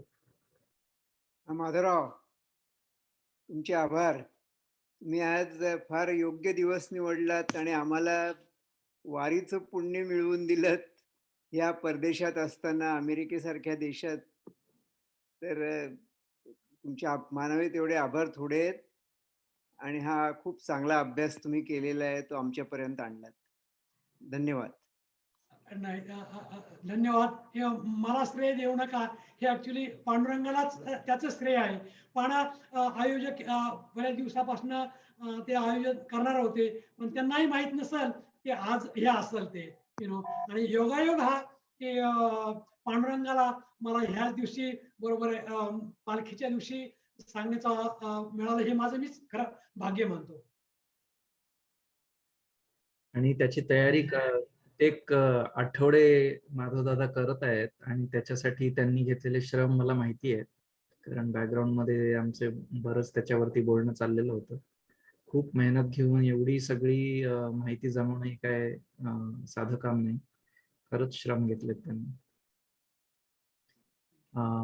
अजून कुणाला काही असे प्रश्न आहेत किंवा कॉमेंट्स वगैरे असतील तरी तुम्ही जरूर बोला. मला आठवत फार सुंदर झालं कीर्तन. मला वाटतं चोखामेळ्याचाच अभंग आहे ना, नाही पुण्याची मोजणी नाही पापाची टोचणी. तर पुण्याची तर मोजणी करता येत नाही, पण टोचणी लागते की आपण काय एवढं वाचलं नाही म्हणून ही टोचणी. बरोबर, सुंदर, धन्यवाद. पण चोखामेळ्याचाच आहे ना अभंग तो आपलं. हे नाही पुण्याची मोजणी नाही पापाची टोचणी, जिने गंतव व्हायचे पाणी. जितेंद्र अभिषेकांनी म्हटलेलं सुंदर ते म्हटलंय. या बरेच त्यांची गाणी आहेत या जनाबाईंच्या पण. नमस्कार माधव दादा, खूपच छान झालं आजचा पण प्रोग्राम, मागच्या वेळेसारखाच. म्हणजे मला वाटतं तुम्ही क्रमप्राप्त जाताय, पण आता हे जे आपण आज संत ज्यांचं जीवनकाल तुम्ही हे केला, तर बरंचसं मी बघितलं की यांचा सर्वांचा जन्म साधारण 1250 ते 1275 या काळातला होता. तर असं काही कुठे आहे का की या लोकांना एकमेकांकडनं स्फूर्ती मिळाली म्हणून त्या काळामध्ये एकदम संत असे, म्हणजे मी असं म्हणत नाही, संत ते संतच आहेत शेवटी, त्याबद्दल प्रश्न करणंही योग्य नाही, पण त्याला काही असं काही कारण होतं का की याच्या आधी फार संत झाले नाही आणि या काळात जास्ती संत झाले? म्हणजे त्याच्यामध्ये विशेषतः संत ज्ञानेश्वर यांना त्याचं बरंच श्रेय जातं. ज्यावेळेला त्यांनी पसायदानामध्ये कसं लिहिलंय, म्हणजे एक सगळ्या जगाचा सगळ्याचा ते विचार करत होते. आणि मग त्यांच्या 4 भावंडांना संत नामदेव आले. ओके, आणि नामदेवामुळं त्यांच्यामुळे चोखामेळा आले, नरहरी सोनार आले, गोरा कुंभार, हे सगळे संत असे एकत्र यायचे बऱ्याच वेळा. जसं आपल्याकडे साहित्य कट्टा आहे, आपण एकत्र येतो आणि गप्पा गोष्टी करतो किंवा आपले देवाणघेवाण करतो, असे ते त्यामुळे होते. आणि एकमेकांच्या सहकार्याने त्यांनी ते केलेलं आहे. आणि मग एकाने एक चांगला चळवळ सुरू केली. मी सांगितलं की ही क्रांती होती त्या काळातली वारकरी संप्रदायाची. अगोदर वारकरी होते, पण असे जास्त फार विचार, पण यांनी सगळ्यांना त्याच्यामध्ये सामावून घेतलं. आणि बरोबर. ज्या वेळेला हे झालं त्याच्यामुळं बऱ्याच जणांचा जे काही काही गैरसमज होते ते निघून गेले. इव्हन ऍक्च्युली विसोबा खेचर आणि ते चार भावंड, त्याप्रमाणे चांगदेव, हे अनेक त्या काळातले हे सगळे संत मंडळी. आणि हे बऱ्याच वेळा कधी कधी त्यांनी बरेच तीर्थयात्रा पण बरोबर केलेल्या आहेत त्यांनी. अच्छा. ते एकटे एकटेच गेले. डिपेंड याच्यावरून अवलंबून होतं. काय काय कधी कधी गेले एकटे पण करत असतील, पण त्यांचा एक अशी बैठक बसायची त्यांची आणि त्याच्यामध्ये त्यांच्या चर्चा व्हायच्या. थँक्यू. चांगला प्रश्न होता उन्मेष, बरेचदा विचारता येण्यासारखं. मी अजून एक प्रश्न विचारतो. मी पूर्वी तो गुरुदेव शंकर अभ्यंकरांना पण एकदा विचारला होता मी. मला माधवदादांचं पण मत किंवा म्हणजे एकूण जाणून घ्यायचंय. तर ज्ञानेश्वरांनी जेव्हा समाधी घेतली तर त्या समाधीच्या कालखंडामध्ये त्यांनी सिद्धी पुरेशा प्राप्त केलेल्या होत्या आणि त्यांना म्हणजे आपण म्हणजे विज्ञानात आपण तसं म्हणत नसलो तरी संत परंपरेमध्ये मात्र त्यांच्याकडे खूप सिद्धी आहेत आणि त्यांना अवगत झालेल्या होत्या. तर त्यांच्या समाधीच्या काहीच महिन्यांनंतर महाराष्ट्रावर मोठं संकट आलं, खिलजीचं, आणि हे सगळे जे आक्रमण झाली विंध्य ओलांडून हे सगळे महाराष्ट्रात दख्खनमध्ये आपल्या आले आणि त्यांनी म्हणजे नंतरचं सगळं एकूणच जीवन म्हणजे मराठी माणसाच नव्हे भारतातल्या जवळजवळ सर्व परंपरांचं जीवन बदलून गेलं, त्याची दिशा बदलली. नंतरचा काळ खूपच कठीण झाला. त्याचं संत रामदास स्वामी पण करतात. तर हे त्यांना आधी जर दिसलं असेल तर त्यांनी समाधीचा निर्णय का घेतला, तर त्यांनी म्हणजे शस्त्र धारण करा किंवा अशा प्रकारची प्रेरणा तरुणांमध्ये किंवा त्या तत्कालीन समाजामध्ये निर्माण का नाही केली, त्याचं तुम्हाला काय वाटतं, म्हणजे तुमचं काय मत आहे याच्याबद्दल? फार सुंदर प्रश्न आहे तुमचा. आज पसायदान जर पाहिलं आपण, पसायदानामध्ये त्यांनी काय सांगितलंय की दुर्जनांना चांगली बुद्धी दे, त्यांचे वाईट विचार जाऊ दे, ह्या विचाराचे ते होते. त्यामुळं त्यांनी याच्यावर सामर्थ्यावर वगैरे असा काही विश्वास ठेवला नाही किंवा त्याची जास्त हे केलं नाही. आणि त्यावेळेला जे होते, ओके, ऍक्च्युली ते खिलजी वगैरे नंतर आले त्यांच्या समाधीनंतर. ओके, तर इतिहास पाहिला तर तोपर्यंत यांचं सुद्धा. आणि दुसरा एक कदाचित आपण ऐकला असेल की चक्रधर, राईट, महानुभावाबद्दलचे, त्यांनीही ज्या वेळेला शालिमाच्या भाषे देण्याची शिक्षा केली त्या अगोदर त्यांना शाप दिला होता. ओके, की तुमचं जे हे वैभव आहे एका साध्या सज्जन व्यक्तीला की जो लोकांसाठी खरोखर एक नवीन क्रांती आणतात, सर्व सम व्हावे, सगळ्यांना समान समजा, त्यांच्या काय वाटेवर चक्ररावांची सगळे शिकवणूक होती. त्याच्या विरुद्ध तुम्ही जे मला आणि इतरांना जे काय ताप देत आहे, आमचे ग्रंथ जात आहे, म्हणून त्यांनी त्याला शाप दिला होता. आणि त्या शापाचा कदाचित, ओके, तो सुरू झाल्यामुळे खिलजी त्यावेळेला तो येऊ शकला असेल. आपण आशीर्वाद घेतो. तसेच आपल्या अनेक ग्रंथामध्ये, पुराणामध्ये किती लोकांनी शाप दिलाय आपण पाहतो. इव्हन अजूनही तुम्ही कधी गेलात तर काही लोक वैतागले तर असे तुला मी शाप देतो असं काही म्हणतात. तर कदाचित तसंही झालं असेल. आणि पण ज्ञानेश्वर हे लोकांना सुधारवायचं कसं, ओके, यावर त्यांचा जास्त भर होता. म्हणजे माझ्या प्रश्नाचा जो कल आहे तो ह्याकडे की म्हणजे संत ज्ञानेश्वर म्हणजे त्यांनी ज्या भावनेतून ती पसायदान बद्दल त्यांनी सांगितलेलं आहे आणि त्याच्यामध्ये ती वैश्विक प्रार्थना केलेली आहे, पण जे हे जे झालेलं आक्रमण होतं ते अशा प्रकारचे दुर्जन होते की त्यांचं काय, त्यांची व्यंकटी सांडणार नव्हती. त्यांच्यातला दुष्टभाव जाणार नव्हता. तर ते अशा प्रकारचं विश्व प्रार्थना करू शकणाऱ्या संस्कृतीचा नाश करायला आलेले होते. मग अशा वेळेला त्यांनी ही गोष्ट म्हणजे जर जर केली असती, म्हणजे आता जर तरला खरं तर इतिहासात काही स्थान नाहीये. जे झालं ते आहे आणि असंच झालेलं आहे. त्यामुळे आपल्याला काही त्याच्याबद्दल असं फार हे म्हणता येत नाही. पण मला असं वाटतं की असं काही झालं असतं तर किती छान झालं असतं. आणि बरोबर आहे. अगदी संस्कृती पुरेशी, म्हणजे फक्त राजाचा नाश नाही झाला, तर म्हणजे लोकजीवनच संपूर्ण त्यांनी ग्रासून गेलं लिटरली. ज्या प्रकारची वर्णनं त्या तत्कालीन साधनांमध्ये वगैरे आपल्याला वाचायला मिळतात किंवा इकडून पाहायला मिळतात, तर ते काही फार चांगलं नाहीये. तर तसं झालं तर आता मी ह्या प्रश्नाचं उत्तर मला त्यांनी काय दिलं, म्हणजे गुरुदेव अभ्यंकरांनी, की म्हणजे प्रत्येक व्यक्तीचा जो जीवनाचा उद्देश असतो तो वेगळा असतो आणि तो आधीच ठरलेला असतो. आणि ज्ञानेश्वरांच्या जीवनाचं जे इतिकर्तव्यता होती, त्यांनी तो ज्ञानयोग आणणं आणि भगवद्गीता त्याचं भाषांतर करून मराठीमध्ये एक वारकरी पंथ आणि याला प्रोत्साहन देणं आणि वेगळी जी वारकरी मूव्हमेंट आहे ती सुरू करून देणं, त्याला जी स्पार्क आहे तो तो त्यांनी करून झालेला होता. त्यामुळे त्यांच्या जीवनाची इति कर्तव्यता त्यांच्या दृष्टीने ती झालेली होती. पूर्ण झाली होती. येस. म्हणून मग त्यांना पुढच्या ज्या आहेत त्या गोष्टी त्यांच्या जीवनाच्या उद्देशाच्या पलीकडे होत्या, म्हणजे आउट ऑफ स्कोप म्हणतो ना आपण तसं. तर असं त्यांनी उत्तर दिलं होतं. नाही नाही, बरोबर आहे. मला अजूनही म्हणजे माझं मनाचं असं समाधान झालेलं नाहीये.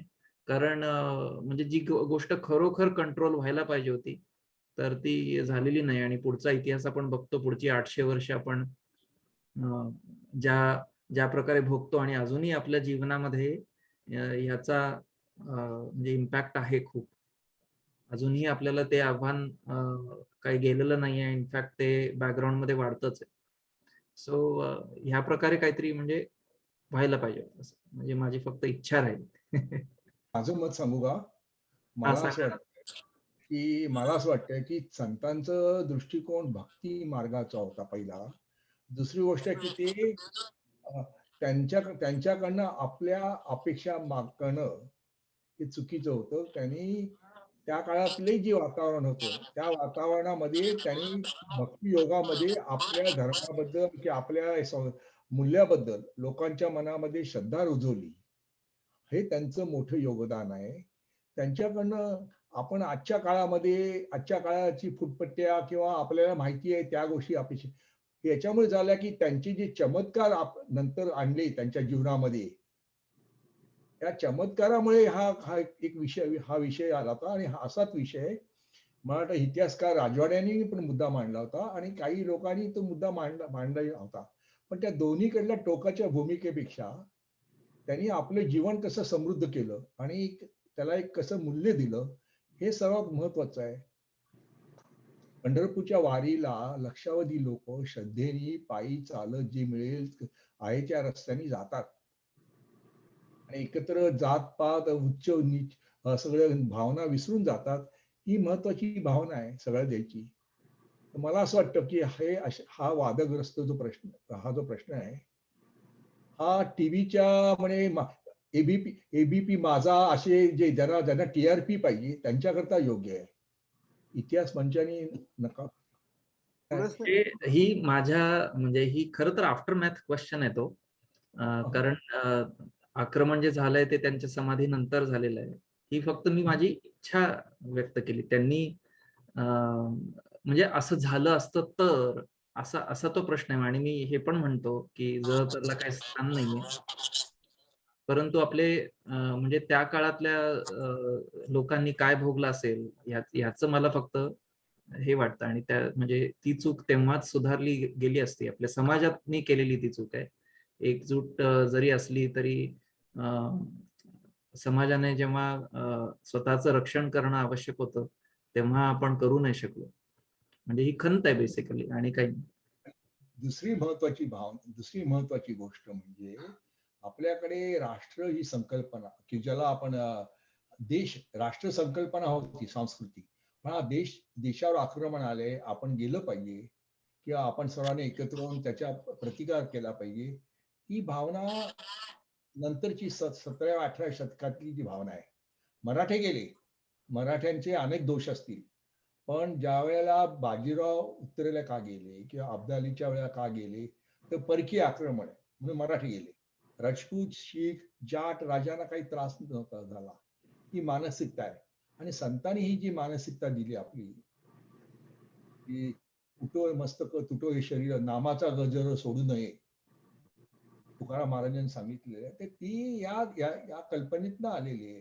तर असं मला मला वाटतं. म्हणजे काय की मी अपेक्षा करायची की आमच्या चैतन्य रेगांचा एवढा अभ्यास आहे तर त्यांनी संन्यास घ्यावा, अशी अपेक्षा त्यांच्यावर लादणं, किंवा आमचे माधवरावांनी आता फक्त हातात टाळकूट घेऊन शिकागो पासून ह्युस्टन पर्यंत वारी करावी, या अशा अपेक्षा करण्यासारख्या आहे की जे करतात ते महत्वाचं काम आहे. तुम्ही जे काम करतात ते महत्वाचं आहे.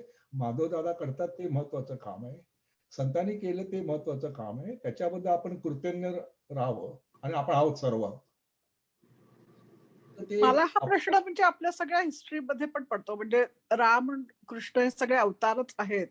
तर रामाला सगळं माहितीच होतं की काय होणार आहे पुढे. कृष्णाला पण सगळं माहिती होतं.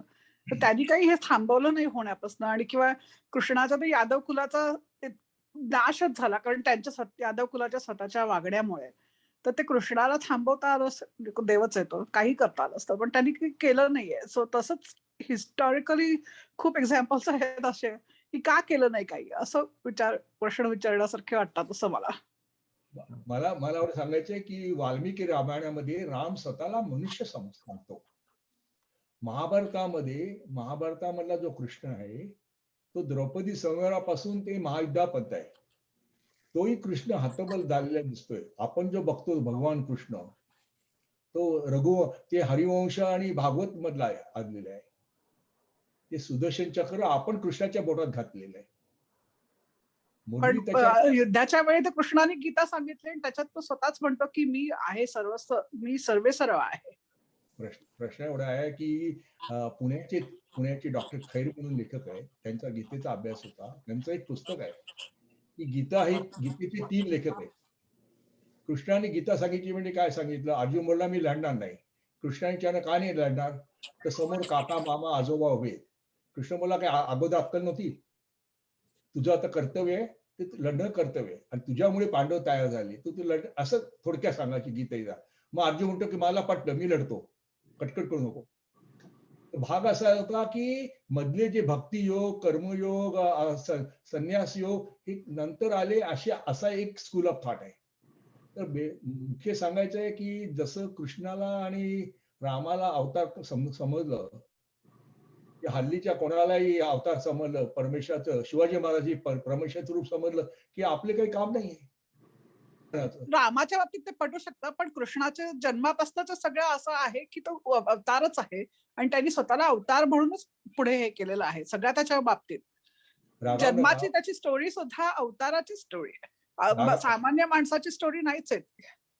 रागावू नका, पण असं नाही, मी रागवले नाहीये, असं मी फक्त मोठ्या स्पीकरवर ठेवलं म्हणून बोलते. तुम्हाला सांगतोय की कृष्णा महाभारतावर भांडारकर इन्स्टिट्यूटचा 75 वर्षाचा अभ्यास आहे आणि त्यांनी महाभारताचे जुन्या नेपाळी भाषेत, काश्मीरी भाषेत, तामिळ भाषेत, आसामी भाषेत अशा पोथ्या गोळ्या करून त्याचा अभ्यास केला. त्याच्या उद्घाटन डॉक्टर राधाकृष्णनी केलं आणि त्यांच्या मते महाभारत हे द्रौपदी संहारापासून ते युद्धापर्यंत आहे, ते महाभारत आहे. त्याच्या अगोदरचा जो कृष्ण आहे भागवत आणि हरिवंशाचा याच आहे. आणि तुम्हाला उत्कृष्ट सांगतो की नरहर कुरुंदकरांचं सुंदर पुस्तक आहे, व्यासाचं शिल्प, अभ्यासू पुस्तक आहे. मी आग्रहाने सांगेन की ते वाचा. त्यामध्ये त्यांनी तेच सगळं सांगितलेलं आहे. तर हा जो भाग आहे आपल्याला मुरली विवाहाला कृष्ण, गोपाळ कृष्ण, यशोदेचा कृष्ण, परवा तर मी कुठे वाचलं होतं की बाबा याच्यामध्ये राधेचा उल्लेख नाहीये, राधा ही नंतर आलेली आहे. रुक्मिणी देखील, कृष्ण आणि रुक्मिणी, तर कृष्ण रुक्मिणीचे विवाह हा राजकीय विवाह होता. कृष्णाला प्रिय सत्यभामा होती, असं एक पुस्तक होतं, असं होतं. तर मला सांगायचं आहे की कृष्णाला अवतार मानणं हा श्रद्धेचा भाग आहे प्रत्येकाचा. मग बाजूला राधा उभी करायची का रखमाई उभी करायची हा दुसरा भाग आलेला आहे. पण कृष्ण स्वतःला देखील, पण कृष्णाला हा प्रश्न विचारला होता द्रौपदी वस्त्रहरण चळा, की तू का नाही. आता कृष्ण महाभारताचा उल्लेख आहे की कृष्ण म्हणा मी द्वारकेत होतो, मी जर तिथे असतो तर हे घडून दिलं नसतं. तर हा आपण प्रत्येकाचा विचार करण्याचा आणि श्रद्धेचा भाग आहे. आणि या दृष्टीने म्हटलं मुख्य आहे की आजचं जे भागवत धर्मात आपलं वारकरी संप्रदायांचं योगदान आहे. माझी फक्त एकच आहे की माधवदादा, तुम्ही सगळ्या संतांचं सांगताना महिला संतांच्या बद्दल थोडक्यात सांगितलं असं वाटतं मला. आणि लक्षात ठेवा की हे सध्याचं वुमन एम्पॉवरमेंटचं युग आहे. आपण का कुठे निवृत्तीनाथ म्हणता का ज्ञानेश्वर म्हणता, कोणाबद्दल? नाही, महिला संतांबद्दल बोलतायत अच्छा ते. अच्छा, महिला संत. हो. काका तुमचं अगदी बरोबर आहे. आम्ही याचं बोलणं झालं आमचं याच्याबद्दल, चेतनचं आणि माझं. तर आपण काय करू, खरे महिला 12-13 आहे, ओके. आणि 12-13 महिलांना कव्हर करणं याच्यामध्ये कठीण आहे. म्हणून एक स्पेशल, ओके, त्याच्यासाठी आपण एक जर मंडळाच्या इतिहास मंचाच्या वेळापत्रक जर कधी बसलं तर आपण जरूर त्याच्यावर हे करू. आणि माझी तयारी आहे, जर मला त्यांनी बोलवलं तर, किंवा दुसरं कोणाला करायचं असेल तेही चालेल. पण जरूर मी जी लिस्ट तुम्हाला दाखवली होती यादी 13 महिला संतांची, त्या सगळ्यांची माझ्याकडं माहिती उपलब्ध आहे. अच्छा, तलाठी काकांना काही प्रश्न आहेत? हा, माधव दादा, बोला. मी सगळ्यांना उद्देशून म्हणतोय, पण तुम्ही आज जनाबाईंचा उल्लेख केला ते फार छान झालं. तर जनाबाईवर मोठा प्रबंध लिहिणारी आणि आता पुस्तक प्रसिद्ध करणारी एक काय म्हणता येईल आपल्याला की जी अभ्यासक महिला, ती आमची माधुरी देशमुख, डॉक्टर देशमुखांची मुलगी. कारण जनाबाई मराठवाड्यातल्या होत्या आणि देशमुखांनी तिला सांगितलं होतं की तुला वेळ मिळाला तर त्यांचा अभ्यास कर. तर तिने त्या ग्रामीण भागात जाऊन त्यावेळच्या काही महिलांच्या ओव्या वगैरे त्या पाठ केलेल्या, त्या म्हणून घेतल्या, त्या टेप केल्या. आणि तिने जवळजवळ वर्ष 1.5 वर्ष, जास्तच 3-4 वर्ष ती याच्यासाठी भारतात जायची आणि अभ्यास करून यायची. ती सध्या professor of English literature in Oakton community कॉलेजमध्ये काम करते. म्हणजे 10 वर्ष होऊन गेली. म्हणजे ती आता टेनर ट्रॅक प्रोफेसर आहे. आणि तिचं पुस्तक एक वर्षभरात बहुतेक प्रसिद्ध होईल जनाबाईवर. तर ती तुम्हाला काही रेफरन्सेस देऊ शकेल. आणि जनाबाईवर आत्ता तरी म्हणता येईल की ती एक अथॉरिटी आहे. जरूर, यस. या मला कृपया मला ते पुस्तकाचा किंवा त्यांचा जर संपर्क साधण्याची माहिती दिली तर फार जरूर मी तुम्हाला फोन पाठवेन तिचा. आणि मी उद्याच भेटणार आहे तिला. तर मी बोलेन तिच्याशी. मी मुद्दाम लिहून घेतलं, तुम्ही जे जनाबाईचं प्रेझेंटेशन केलं ना, त्या 4 गोष्टी मी लिहून घेतल्या. येरे येरे माझ्या रामा, मनमोहन घनश्यामा. तर मी तिला विचारणार आहे की कबीर भेटले होते का जनाबाईला. तर तिला माहित असण्याची शक्यता तिच्या अभ्यासातून आहे. जरूर जरूर, डेफिनेटली. आणि दॅट विल बी फार उपयोगी पडेल मलाही, माझ्याही इतिहासाच्या किंवा संतांच्या ज्ञानामध्ये भर पडेल. अशी पुस्तकं वाचावीत. आणि हे जर तुम्ही सांगितलं, मला दिलेल्या वेळामध्ये तुम्ही एवढं सगळं कव्हर केलं, याबद्दल तुमचे आभार मानावे तेवढे थोडे. असं प्रत्येक ह्याचं तुम्ही काही प्रबंध सांगू शकत नाही. तुमचा अभ्यास चांगला आहे आणि आमच्यापर्यंत ते पोहोचलंय. बरेच संत त्यांनी कव्हर केलेत आणि कमी वेळात एवढं सगळं कव्हर करणं हे खरंच अवघड आहे. आपल्या रेखाताईंना काही प्रश्न आहे माझ्या मते. हॅलो, मला एवढंच विचारायचं होतं की जेव्हा ज्ञानेश्वर नामदेव उत्तर भारतात गेले, ज्ञानेश्वर त्यांच्या बरोबर कधी गेले होते का पहिल्या वेळी? नाही, ते उत्तर भारतामध्ये ज्ञानेश्वरांनी संजीवनी समाधी घेतल्यानंतर गेले ते. अच्छा. त्या अगोदर नाही. तो नव्हते गेले. लहान वय होतं यांचं ज्ञानदेवांचं, आणि ते मला ते भेटलेच कधी ते असे 10 एक वर्षाचे असताना आणि त्या काळामध्ये दोघे फक्त महाराष्ट्रात त्यांनी पाहिला. आणि त्यांनी जिवंत समाधी घेतल्यानंतर मग नामदेवांना असं वाटलं की जे ज्ञानेश्वरांचं जे कार्य होतं ते मला पूर्ण केलं पाहिजे. म्हणून ते एक मोठे प्रचारक झाले. आणि मी म्हटलं की कसं एक उंच भरारी मारली आणि ते सगळीकडे गेले, तर ते त्यानंतर गेले. Okay, thank you.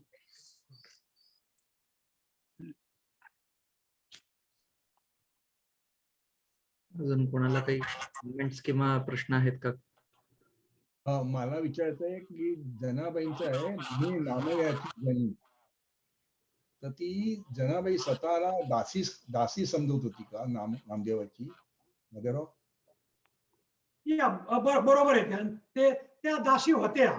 ओके, म्हणजे फिजिकली म्हणजे त्यांच्या धंद्याने त्या त्यांच्या दासी होत्या. घरातलं घरकाम करायचे ते नामदेवांच्या घरी. नामदेवांचा मोठा वाडा होता.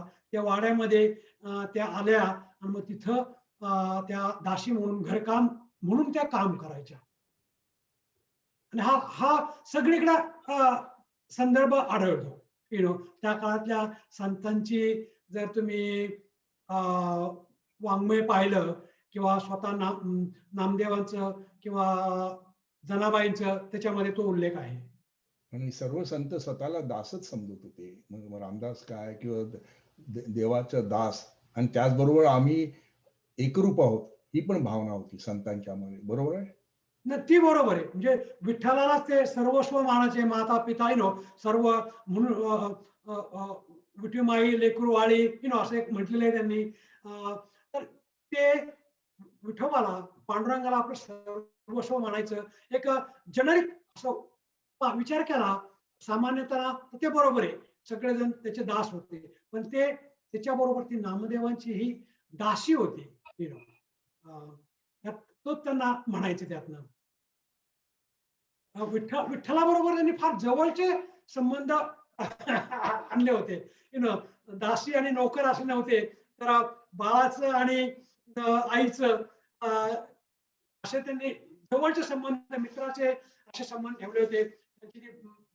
पाहिले आपण ते खोले अजून आहेत पंढरपुरात, की ज्या ठिकाणी ते त्यांचा संवाद चालायचा किंवा जातही, म्हणजे फार जवळचं नातं होतं. जसं नामदेवांनी जाऊन मंदिरात सांगायचे की माझा तू प्रसाद खा, नैवेद्य खा, आणि देव खायचा, कोणाला हे न करता. तसंच यांचं पण होत असेल.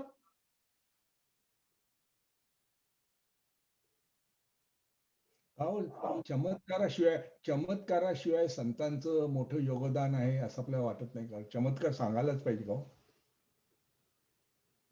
बरोबर आहे. काय माहितीये का, मी तुम्हाला सांगतो, आणि ज्ञानेश्वरांनी काही चमत्कार केले, बाकीच्या संतांनी पण काही चमत्कार केले. इव्हन आता शिर्डीचे साईबाबा हे आता नुकतेच कत्तेरी झालेत, पण हजारो लोक त्यांचे आपल्या पुस्तकात त्यांनी त्या वेळेला लिहून ठेवले काय काय झालं. तर हे चमत्काराशिवाय नवस करणं असं म्हणतात. मी आत्ता सांगतो, मी नाव नाही घेत त्या व्यक्तीचं, पण 4 वर्षापूर्वी मी त्यांचं व्याख्यान शिकागोमध्ये ऐकलं. ओके, आणि ते न्यूक्लिअर मेडिसिनचे डॉक्टर आहेत. हिज आणि ते भारतामध्ये खूप अशी लेक्चर देतात. आणि इथे त्यांचं होतं, तर त्याच्यामध्ये त्यांनी दाखवलं की सगळ्यांना फुलं दिली होती. ज्या लोकांनी तो गेले होते त्यांचं ते ऐकण्यासाठी, त्या सगळ्यांना अशी प्रत्येकाला फुलं दिली होती. आणि त्यात त्यांनी काही माहिती सांगितले. तर ते फुल त्यांच्या हाताने असं केलं ना, बरोबर ते असं खाली वाकायचं. ओके, म्हणजे त्यांच्या हातामध्ये काही नव्हतं. अक्षरशः हाफ शर्ट होता, आणि त्या फुलावरून हात असा केला की ते असं फुल वाकायचं. मग आम्हाला सगळ्यांना त्यांनी दाखवलं की ठीक आहे, आता तुमचं तुम्ही फुल हे करा, आणि त्याच्या बरोबर असं एक ठराविक आणि तो असा हात तुम्ही असा करा, आणि ते फुल वाकडं होईल. आपोआप ते असं खाली वाकायचं. आणि घरी आल्यानंतर मी करायला गेलो, होतच नाही ते. पण तिथं त्यांच्या समोर ते झालं. आणि मी एकटाच नाही, कमीत कमी 70 ते 80 लोक त्या ठिकाणी होते आणि सगळ्यांना तो अनुभव आला. म्हणजे हा चमत्कारच आहे ना. आणि ही व्यक्ती न्यूक्लिअर मेडिसिन मध्ये फार प्रसिद्ध आहे.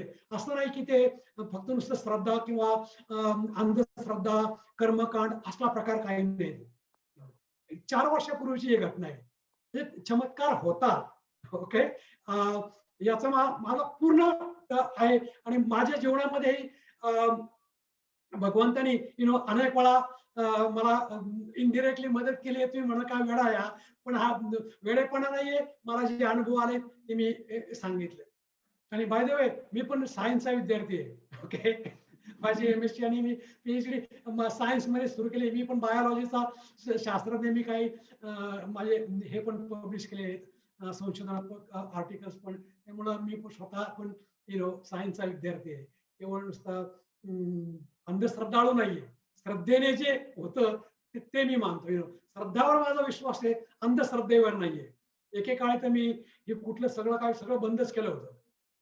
पूजा पाठ अर्चा हे सगळं एक नामस्मरण जसं सावता माळ्यांनी किंवा योगाचा राजयोगाचा तो मी अभ्यास करत होतो. पण लोकसंग्रहार्थ ज्यावेळेला मी हे ज्ञानेश्वरांचं वाचलं, लोकसंग्रहार्थ त्यांनी काय काय केलं किंवा टिळकांनी पण लोकसंग्रहासाठी तुम्हाला हे करणं योग्य आहे, केले पाहिजे.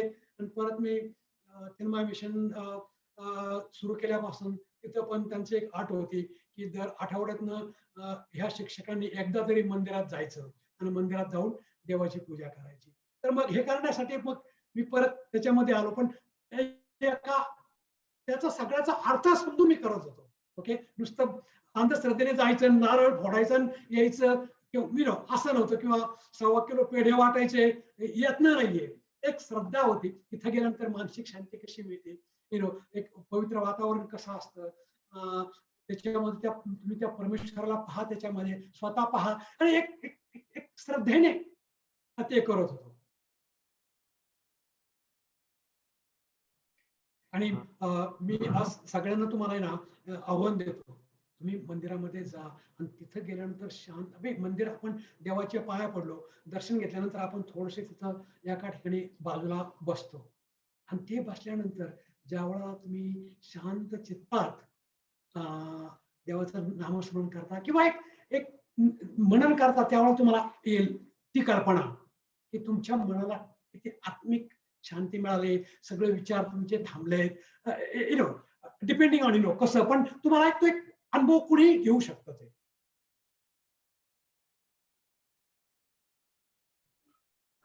आपली चर्चा खूप चांगली चालली आहे आणि मी फक्त रेकॉर्डिंग थांबवतो.